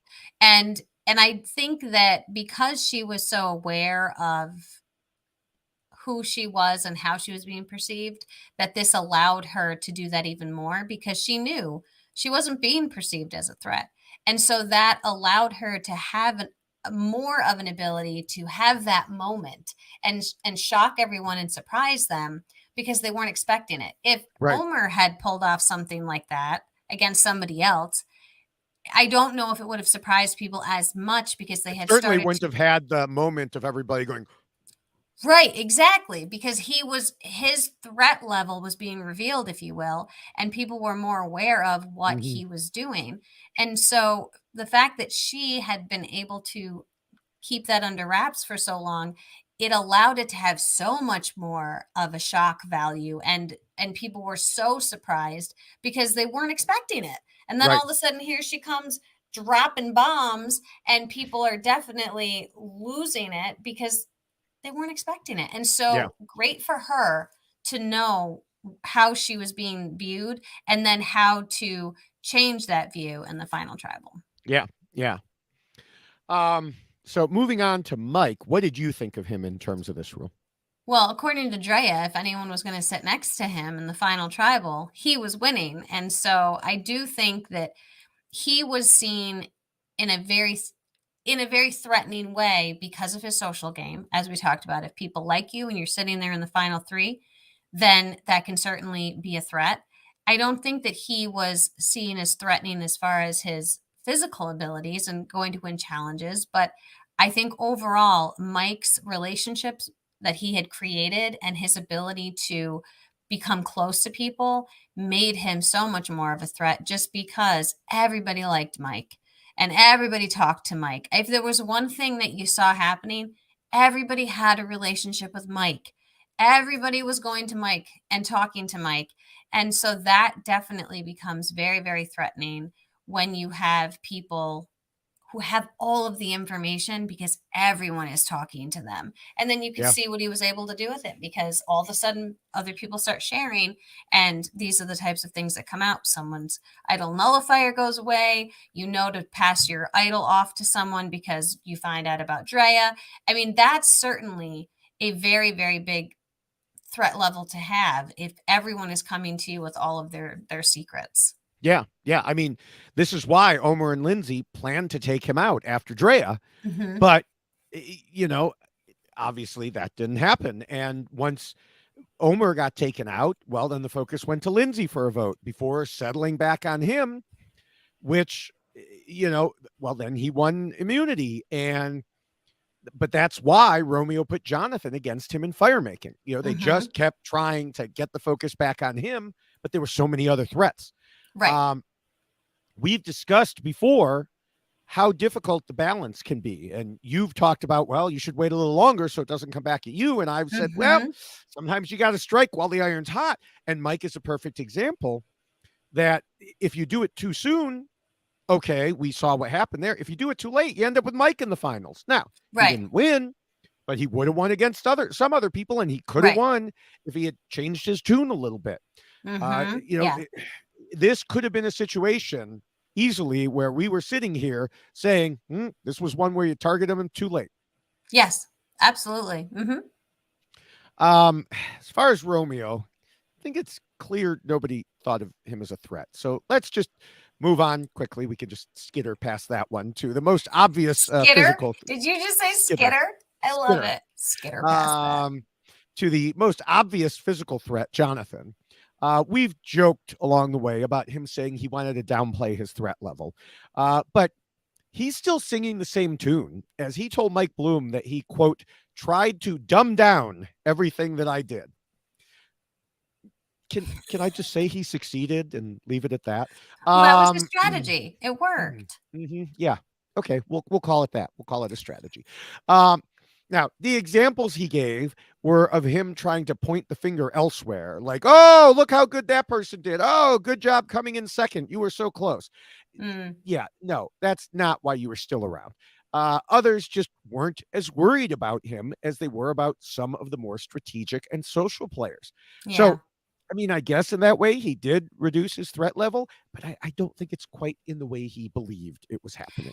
Yeah, I think that it's interesting to see this idea, and it is something that we've talked about a lot, that the big brawny strong type of person is never going to The make people it like me, to the they final follow three. they follow in my footsteps. Exactly. Yeah. You should just stop wearing a shirt for the podcast, right? If you're going to downplay your threat level. I would, except then we wouldn't be able to have these examples. That's the only true. reason. That's true. I want to cover up the 12-pack abs. Fair point. Mhm.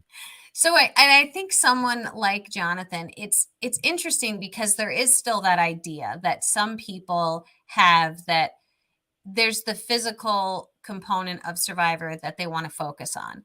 And I really do feel like it's just not something that people are focusing on much at all at this point. It is still there, but I don't think that it's something that everyone is necessarily like, oh, like they're worried when it comes to individual immunity challenges, sure. Hmm. But I feel like Jonathan was so like focusing on his strength and his ability to win challenges that he was kind of minimizing what he needed to do in other parts of the game. But because he was playing the game with other people that were carrying those components of the game for him, it made it appear to Jonathan as if he was doing much better in this regard, right? Right. So Right. Yeah. I'm winning all these challenges, and everybody I want to get voted out is getting voted out, and all of these things are happening around me and I'm a part of it, but you're not as much of a part of it as you think you are. And so he's an interesting mix because yes, physical components of Survivor exist and they're important, but I think we've seen enough people win challenges at this point that are not Jonathan. Yeah. And we Right. saw it this season as well. Although, Lindsay was certainly very strong as well. So it's an interesting mix that I think we saw with him for sure. Yeah. I do not advise, as a strategy for future players, write this down.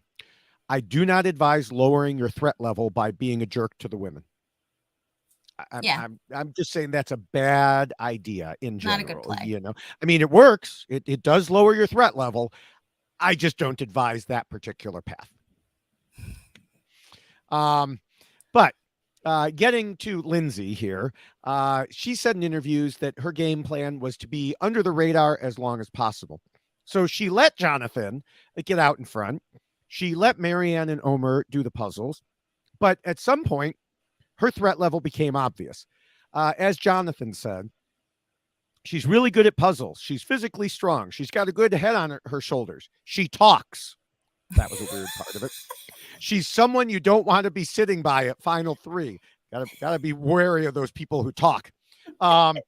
Especially in the final tribal, right? Yeah. Everyone came to the same realization, even Marianne, who originally wanted to keep her around. Yeah. I really think that Lindsay is what Jonathan wasn't in this regard, where you have the physical component that she is presenting. She's winning challenges. And, She's doing really and great. she talks. And she talks. But she was also very much involved in the mechanics of the game and what was happening. Even though Jonathan was involved, he wasn't necessarily pushing things Right. forward. Whereas I feel like Lindsay was presenting ideas and was coming up with different ways Plans. to, Yeah. right. And so it was like this, and at the same time, she was really nice to people the whole time. So it's this like, it's kind of like a perfect storm where you're like, oh, okay, so strategically you're involved.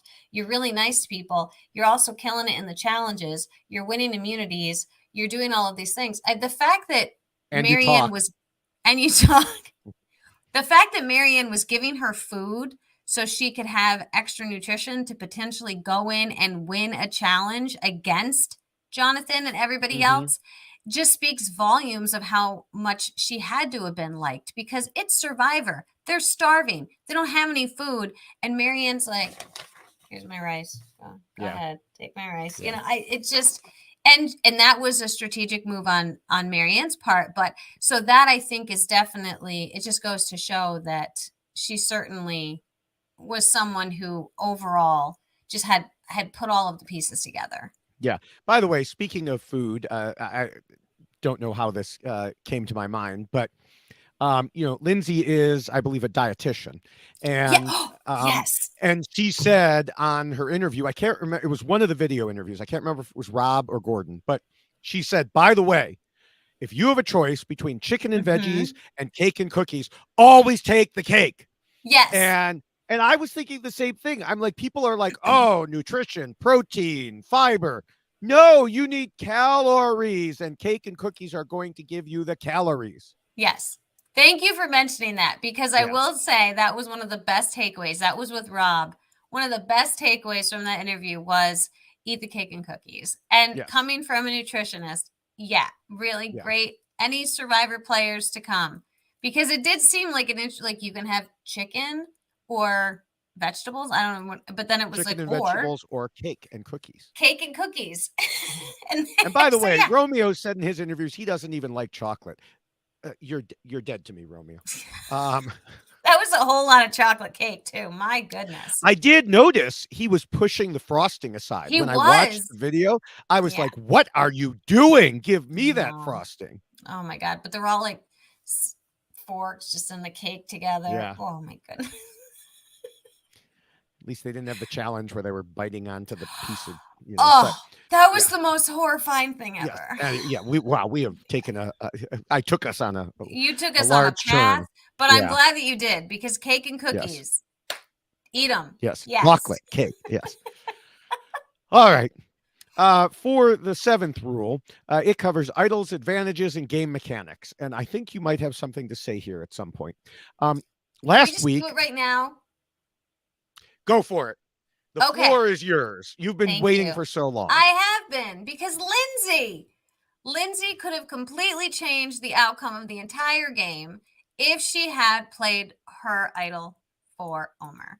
Because what have I been saying about people taking other people out too soon, right? What happens? You take that person out, and then guess what? All of a sudden, there you're standing all alone, light shining on you, and they're like, oh, here's the new person that we need to vote out. And now it's Lindsay, because Omer's gone.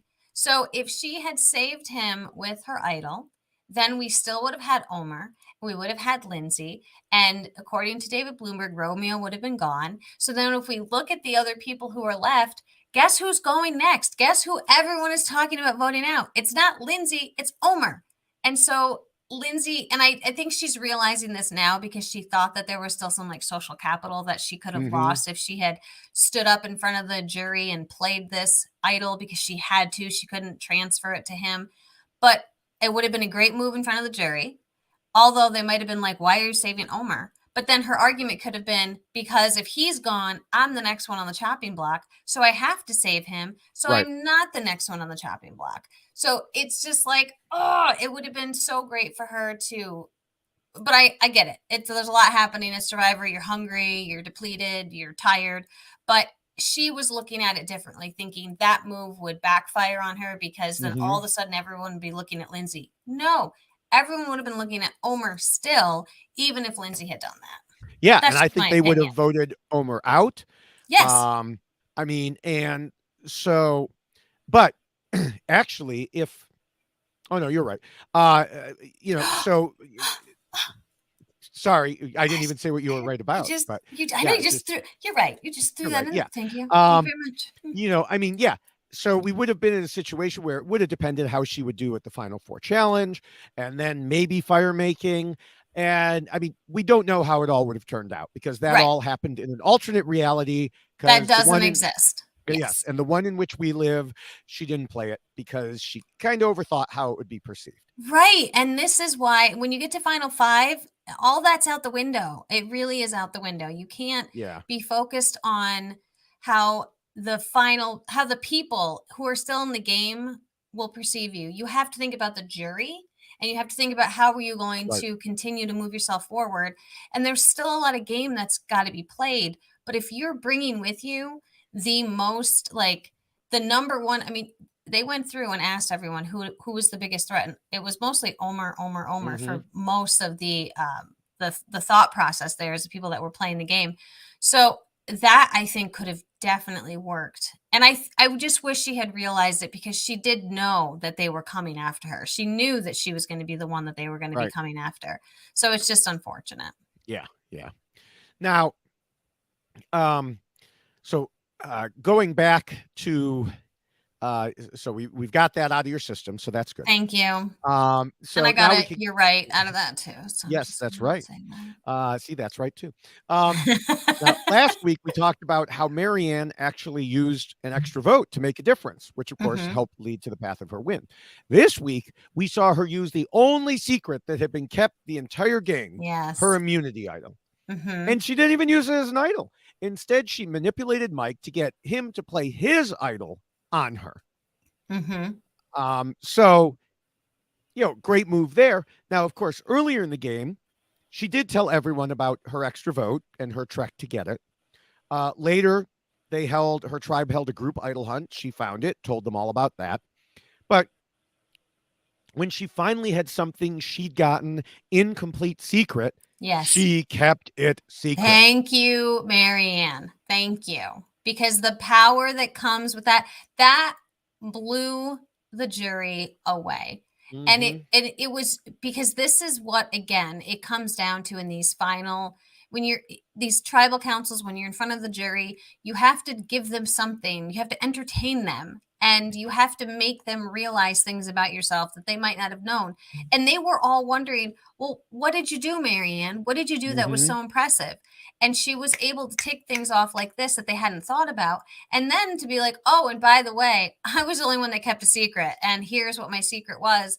And not only did he keep a secret, I got Mike to play his idol for me. I didn't even need him to do that, but he did it. So that, again, shows her social capital. But then here's the secret that I didn't share with anyone. And secret, here look, it is. yeah. Still my trinkets.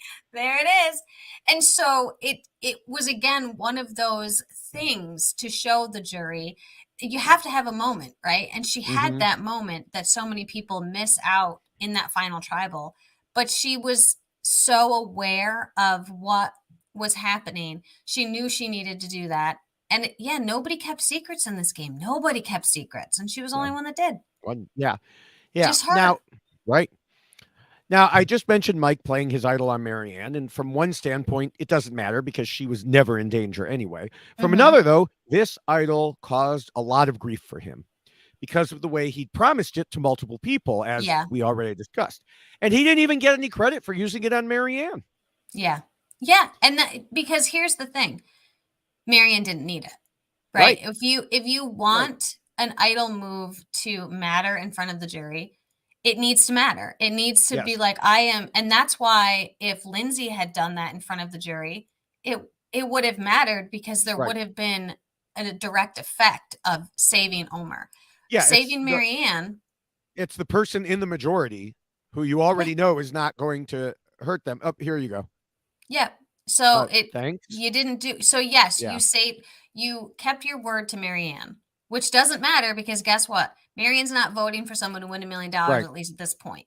So your plan is to be sitting next to her in the final 3, maybe. So you need to be more concerned about what the jury is viewing you as opposed to keeping your word to one of 3 people that you told them that you were going to do this for. Yeah. Now, one thing Mike definitely did do well was the way he handled fire making. He explained in interviews how he hid his ability to make fire. Now, I don't think it changed anything in terms of the outcome, but it may have given Jonathan a bit of overconfidence. Yeah, I don't disagree with that either, because I think we even talked about this when we were, debating things with Erica last season. Like, when did we see her make fire? And I found myself doing the same thing with Mike, because we didn't necessarily see him making fire all the time, but you definitely saw Jonathan doing it. And Jonathan could be a little cocky, right? So if he feels like get out of town, if he feels like he's in a good place, then maybe he didn't focus as much. And what I thought was interesting in Mike's exit press about this component is he talked about, he looked at the actual, like, what was in the basket and as soon as he saw what was there, he knew he was going to make a massive fire, which I thought was interesting because there does seem to be a strange smattering of things that they provide to them. But he specifically was like looking at it and making a determination based upon what he had in the basket. So I thought that was interesting. And the other thing he mentioned is Jonathan set a fire as if he was at camp. Yes. So he used the little sticks, and then you use the little stick, and then you build from there. He was I'm taking the big ones and I'm putting them on right away. Right. Yeah, because the goal at camp is to get a long-lasting fire that will continue to provide heat and light. Right. That's not the goal here. The goal is to burn through that string. Period. Right. Make the biggest fire you can quickly. Make the biggest, fastest fire. Right. Exactly. And I mean, his fire was blowing. It almost caught Jonathan on fire. I thought that was his plan, was I'm going to light up Jonathan. He's going to have to forfeit, So yeah, I thought that, he did an excellent job there and knew what he was doing. Yeah. Um, Yeah. even You have to better, shift. yes. Now, even better was the way Mike handled knowledge of advantages. Once he knew about the nullifier, he knew he had to deal with Omer. Mm-hmm. And then he also used his information about Lindsay's amulet idol to surprise Jonathan and Maryanne, the looks on their faces. There might have been a TikTok about that in order Maybe. to show them how dangerous, Lindsay and Omer were. And that Yeah. helped turn the tide. Yes. And I think that this is one of those things about Mike, because he had positioned himself so well in the game. Mm-hmm. People were coming to him with information, and they were sharing information with him, which was inclusive of everybody's tricks they've got in their bags and who has what. And because of that, yeah, he was then able to take the knowledge away from Drea and make sure that she wasn't able to take his idol from him. You And might so you the might say knowledge is knowledge is power. I was about to say that knowledge is power, and he knew that, and he took all of her power away. So if you are positioned in a way in this game when you know who has what advantages, it's certainly beneficial to you in the game. Mm-hmm. Yeah. Now, Romeo didn't have any advantages himself, but he did make a fake idol. Looking at all the interviews, he is absolutely convinced that he had all the others fooled. And yet, to a person, I think they all said no. They knew and even talked about it in confessionals we never saw.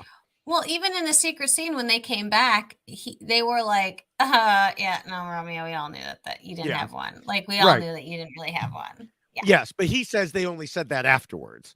But I suspect he probably thought they believed him because they acted like they did when really they just didn't care. Oh, Romeo, great job. Yeah, we're so happy for you.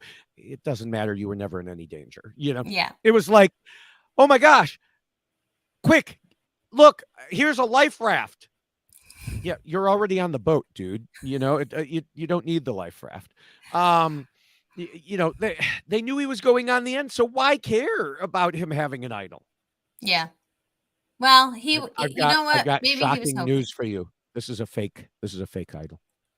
I had no idea. Yeah. You better throw it in the fire.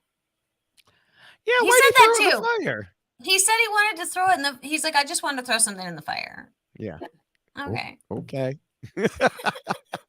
It was funny that his big presentation in the Final Five Tribal Council, even the jury was like, "Oh, Yeah. okay."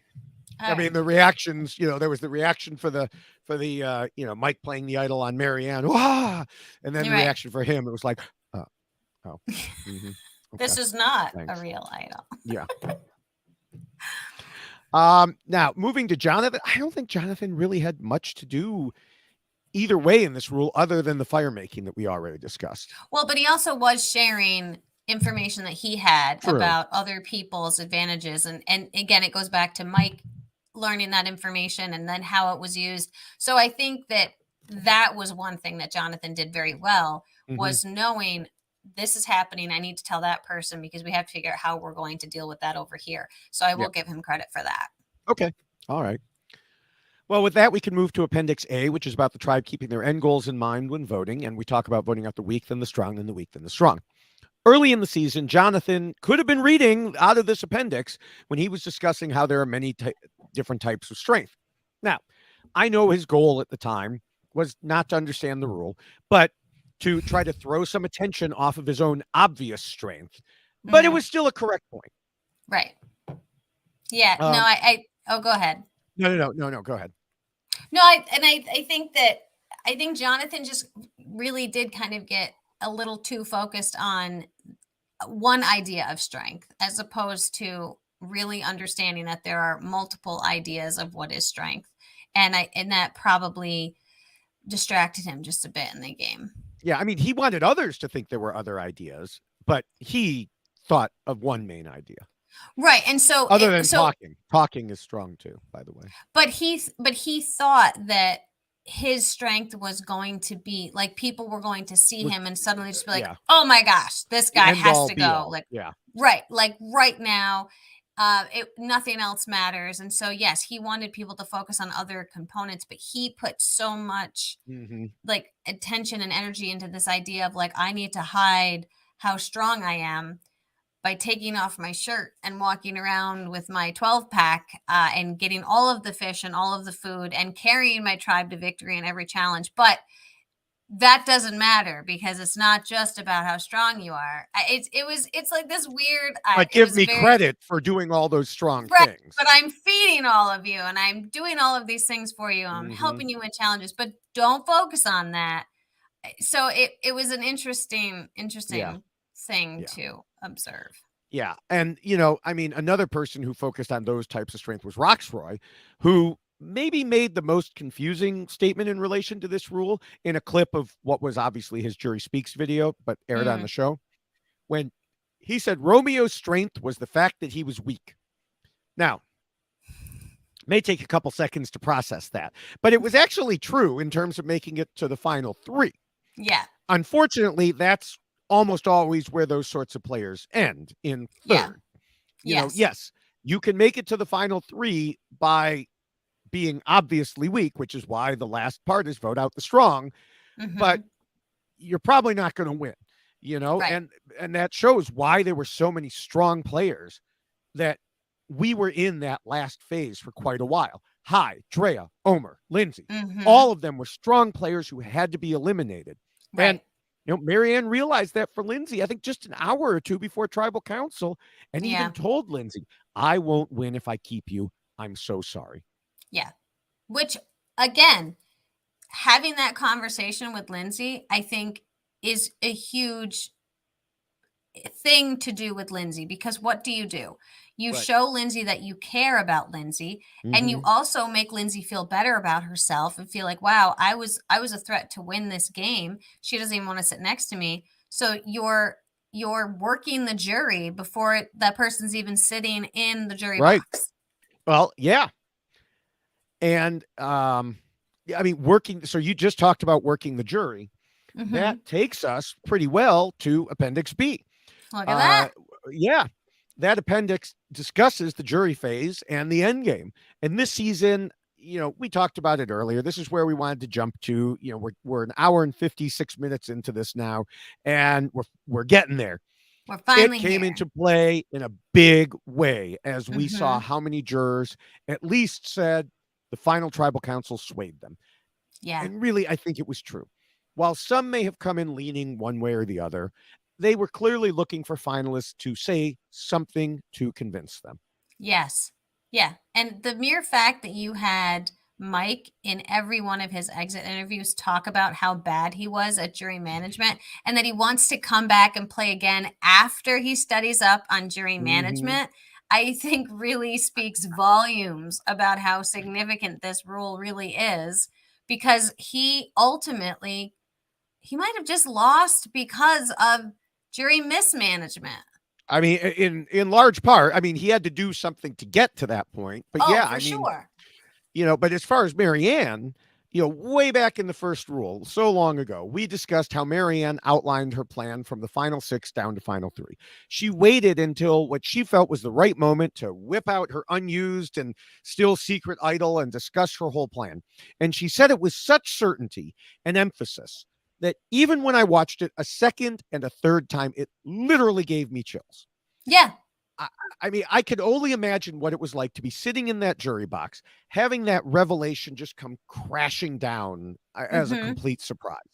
Yeah. And this is why you have to perform in that final tribal council, because if you do have anyone that's on the cusp, not really sure, they're looking for something from you. They want to feel like they have picked the right person to win this game. And if you go into that final tribal without giving that to them, you're going to find yourself in a really difficult spot. And I think Marianne, as I mentioned earlier, she went into that tribal knowing that they wanted to know what she had done, whereas Mike needed to explain why he had done. So they had two very different avenues that they needed to go down in this final tribal. But it needs to be based upon what you did in the game. And so she had to take a moment that was in the game, but turn it into something that it's not as big of a deal. So you didn't play an idol. So what someone could say, well, it's because you didn't need to, because you weren't a threat and people weren't voting you out. You weren't being targeted. Mike saved you and he didn't have to. Like, it could have backfired on her. People could have said, without the presentation. Right. Like, oh, so well, you never had to play it because nobody thought that you were going to win anyway, and nobody saw you as a threat. Oh, and Romeo took you to the end. So it certainly could have backfired on her. So I love that Marianne presented all of this in a way that made it appear as if, look what I did. And she led up to it with, I had calculated everything and I had planned it all out. And this is why every move had to happen the way that it did. And because it happened the way that it did, I still have this guy here too. And so it was like kind of like the cherry on top, right? You know, where like all of a sudden it was like, not only did I plan all of these things, I had a plan B. I had a backup plan. Right. And nobody else could do that because they didn't have that moment, and she did. Right. Yeah. I mean, if we go back to the beginning of Final Tribal Council, it was interesting to see the way the jury seemed to have set things up with Tori giving an intro that was either a trap or directions on how to escape, depending on whether the finalists could figure it out. It was like a choose your own adventure. It was. That's great. It really was. You know, she said her perception of Mike was that he was a man of honor and integrity who didn't want to lie or deceive and who valued a handshake and whose word meant something. Her perception of Marianne was fun, silly, goofy, and that she took part of the game less seriously. And her perception of Romeo was that there were times when he was more reserved, scattered with frantic paranoia and random votes at tribal council. Marianne and Romeo pushed back while Mike went along with it until he realized he had stepped right into the trap. Yes, he did. You know, he said that she described him pretty well, and he played as honorably as he could in a game of backstabbing. And then he really hurt himself by getting specific and saying there was only one time he lied. And then he apologized to Roxroy for that. Yeah. Because that was definitely not what the jury wanted to hear. No, that's the moment. Yeah. You got to own it. Yeah. High said ahead of time that if Mike were to say his strategy was to play a man of integrity and stab you in the back, fantastic. Omer similarly said he needed Mike to own that he was a snake. And if that was intentional, he could have gotten his vote.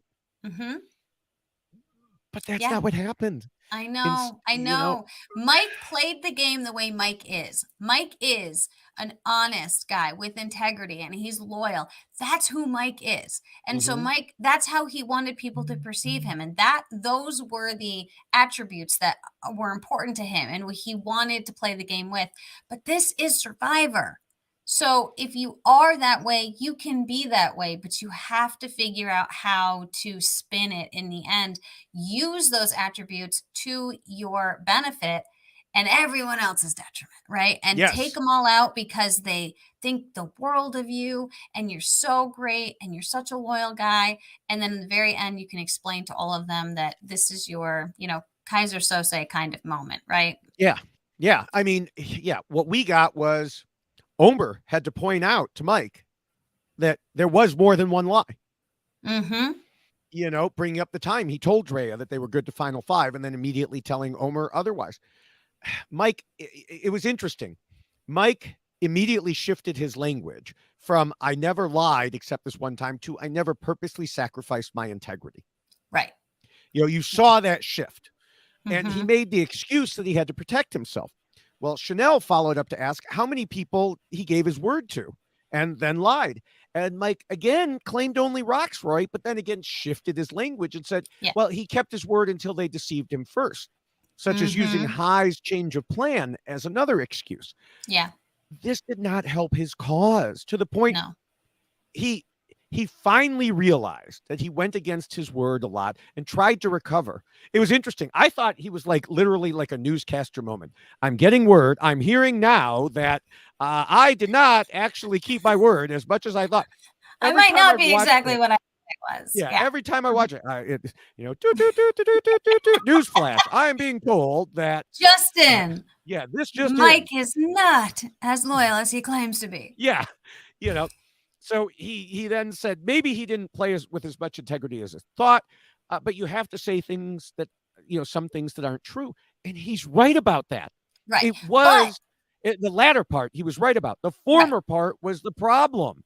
But here's the additional problem is now you've just cowered to the jury and you've just told them like, oh, I really didn't do what I thought I had done. And so you come across as being very unaware of the game that you were playing, instead of them thinking that this man has been in control because he's had such great relationships and everybody likes him, and look at what he was able to do despite the fact that he was so well liked, and despite the fact that he cared about everyone. He was able to backstab them and vote them out and do these things.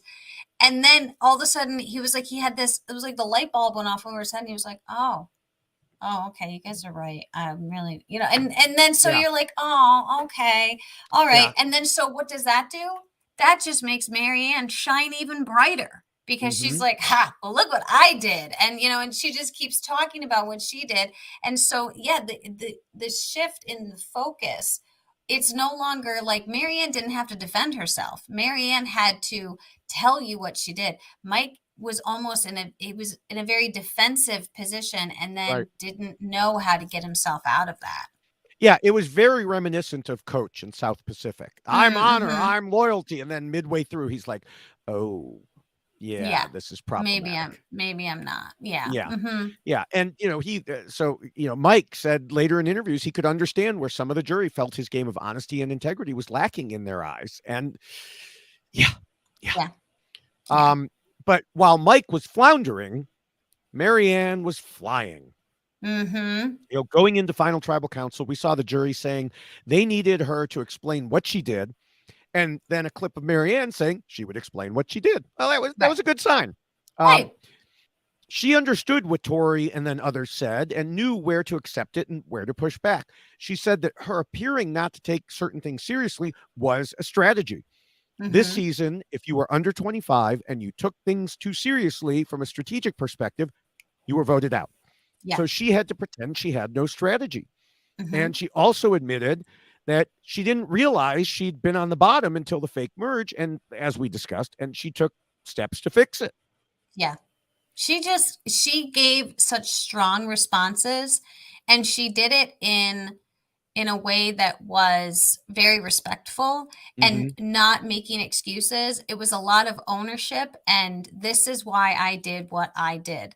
And giving the jury what they wanted to hear that, but they also wanted to see it. And so it wasn't like she was just saying things to say them. She was saying them, and it made sense with what they had seen in the game. And she was backing it up with receipts, because she was ticking things off and why this and that. And it was really quite impressive that she had a structure to her answers that gave the jury everything that they needed to say, yes, she knew what was going on. We didn't see it, but now we do. We absolutely see it. Right. I mean, in the after show, she said she knew she had to discuss her strategy because she didn't play as obvious a big strategic game as some people on the jury. And she did a great job pulling out the idol as the prop and using it to explain her strategy was brilliant. As Lindsay said in interviews, she killed it. She did such a great job explaining how she was so self-aware of everybody else around her that she had a very good grasp of what was going on in the game. Marianne was definitely a hidden driver in the whole game. Marianne clearly had a very good grasp of what was going on. Right. And that was one of the jurors, one of the last jurors. And so yeah. Then we had Romeo.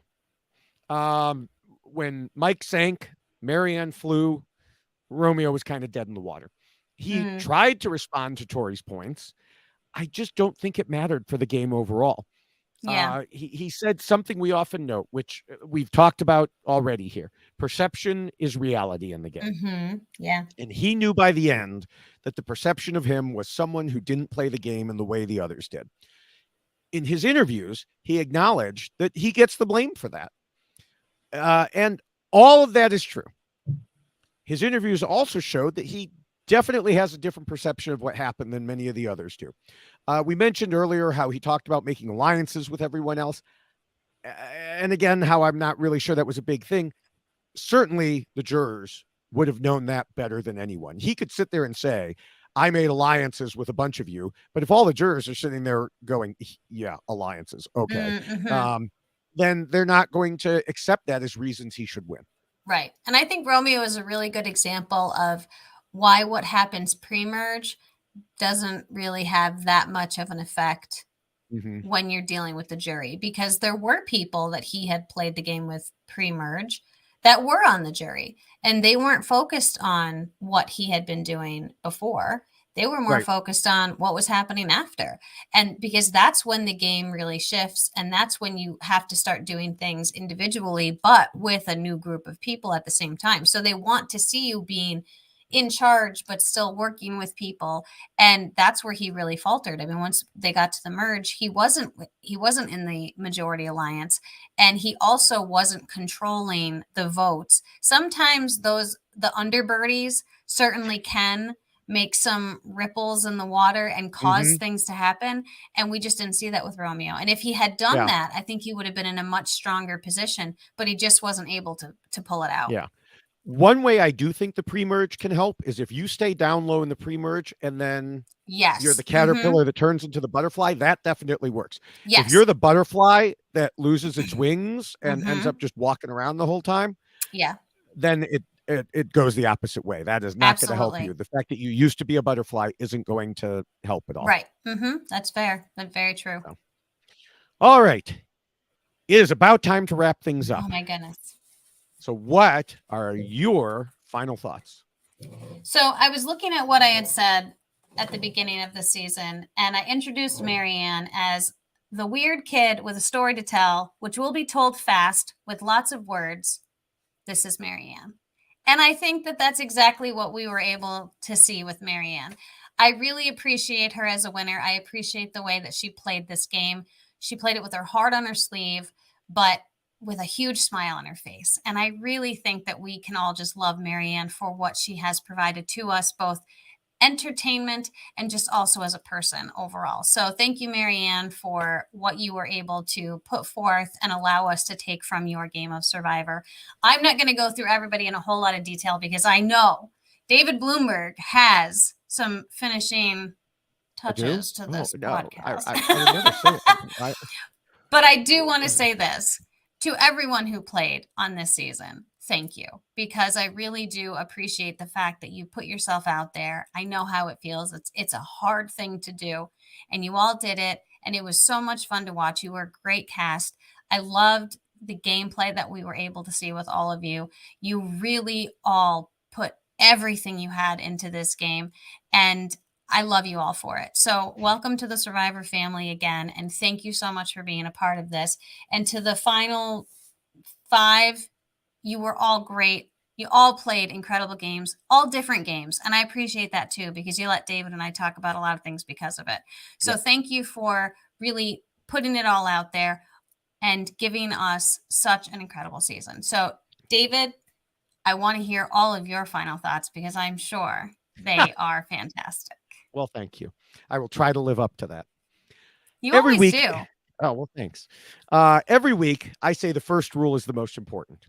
And this season showed why yet again. People were leaning towards Mike because he played a more obviously strategic game. But when Marianne explained her strategy, it shifted almost everyone. I mentioned earlier how Jeff keeps trying to insert physicality, but 2 of the final 3 were definitely not physical beasts, and none of them were there by virtue of building shelters or catching fish.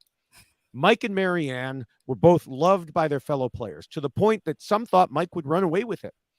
But out of a few main things that controlled the outcome, strategy was the main factor. We've mentioned several times, and we frequently mention how perception is reality, and that came up as well in a number of the interviews.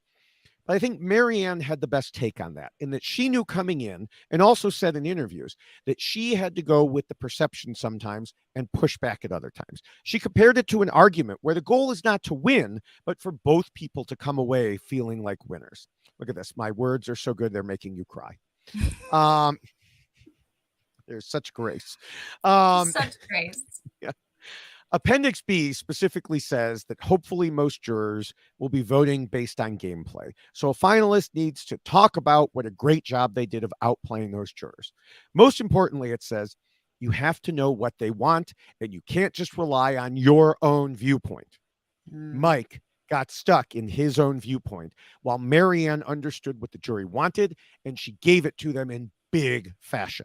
Mm-hmm. Leading up to that point, Marianne started off as someone who others were worried about, such as when Omer had to decide between her and Mariah early on, and thought Marianne might cut him later.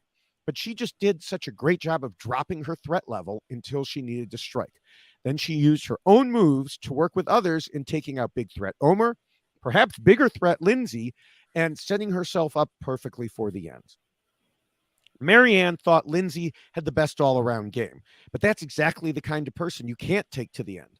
Jonathan's game was somewhat confusing in that he attempted strategy and even succeeded on occasion, but he also seemed to think he deserved to win for feeding the tribe while not doing so great in the social aspect, especially when it came to the women. Romeo was the perfect person to take to the end, and that made it a choice between Marianne and Mike. I think Omer said it well in noting that the outcome was a combination of Mike losing it and Marianne snatching the victory. Perception may be reality on Survivor, but the best players know how to mold the perceptions of others rather than just going along with them. Marianne was able to do that.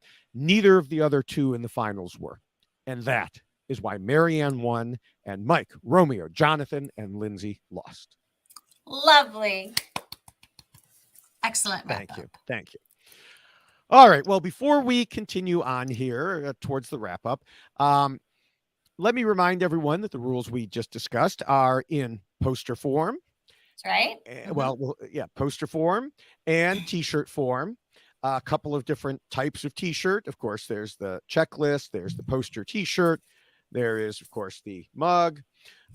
So everyone go to robhasawebsite.com/yxlostfeed, and you can click on the various items there. I also want to encourage everyone to check out the RHAP patron program at robhasawebsite.com/patron. You can get access to our weekly Survivor Academy podcast, the Patron 5 for 5, and more. And yes, I know Survivor is coming to an end for now. But there will be plenty of things for Big Brother and other off-season podcasts. So you should still definitely join. Rob, I'm sure, is planning all sorts of things. He's indicated he's planning things. And, there's still the Facebook groups. There's Discord to keep you occupied with a great community of people, including both of us. So you should definitely join as a patron. Omer, longtime patron. Zach, patron. Zach's mom, patron. So who knows who else was a patron on there. But you can support shows like ours and everything else on the network by becoming one at robhasawebsite.com/patron, or again, just click on the link at robhasawebsite.com/yxlostfeed. And once you get to the Facebook groups, make sure to say hello. And also say hello to us on Twitter. I am at Jessica Lewis 89 right here, and he is at David Bloomberg. You should certainly follow us both. David has been winning on the tweets, I will say, as of late, where we both tweet the same thing. He's a little bit faster on the typing, I guess. Yes. So, but you should certainly follow us both. Again, I'm at Jessica Lewis 89. He's at David Bloomberg. And also you should follow David Bloomberg at David Bloomberg. Well, it's at David_Bloomberg for his incredible TikToks that he spends numerous hours putting together. And now I'll have even more time to do it. I know. Yes, so I'm very excited to see the TikToks to come.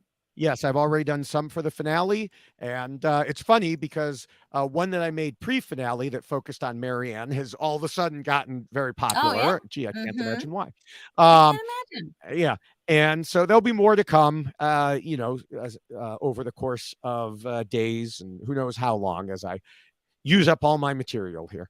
And of course, also there's Instagram where I am david.e.bloomberg and you are Jessica Lewis 6789.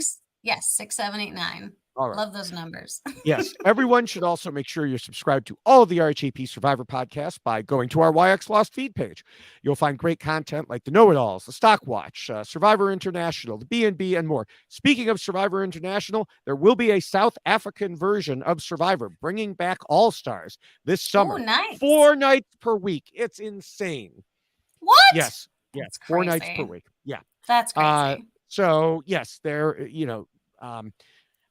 Also, there are other shows besides Survivor, believe it or not, and Big Brother. There is Drag Race. Drag Race All Stars is here, and it's all winners. So each week, let the Drag Race RHAP be your guide. It is hosted by Liana, Aman, and Beth, and they discuss all the drama, artistry, and something called Luke's. That I don't know what that is, but uh, they they will be discussing all that. And again, it's all winners. So if you're gooped, gagged, or gobsmacked, never fear because they got you.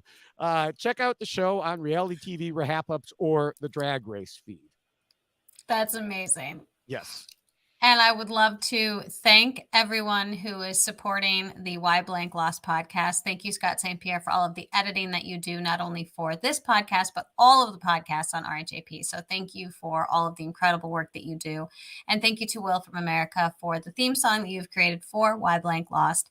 Thank you to everyone who has listened to us throughout the season. We truly appreciate the support. Everyone who is also purchasing posters and t-shirts, thank you for that.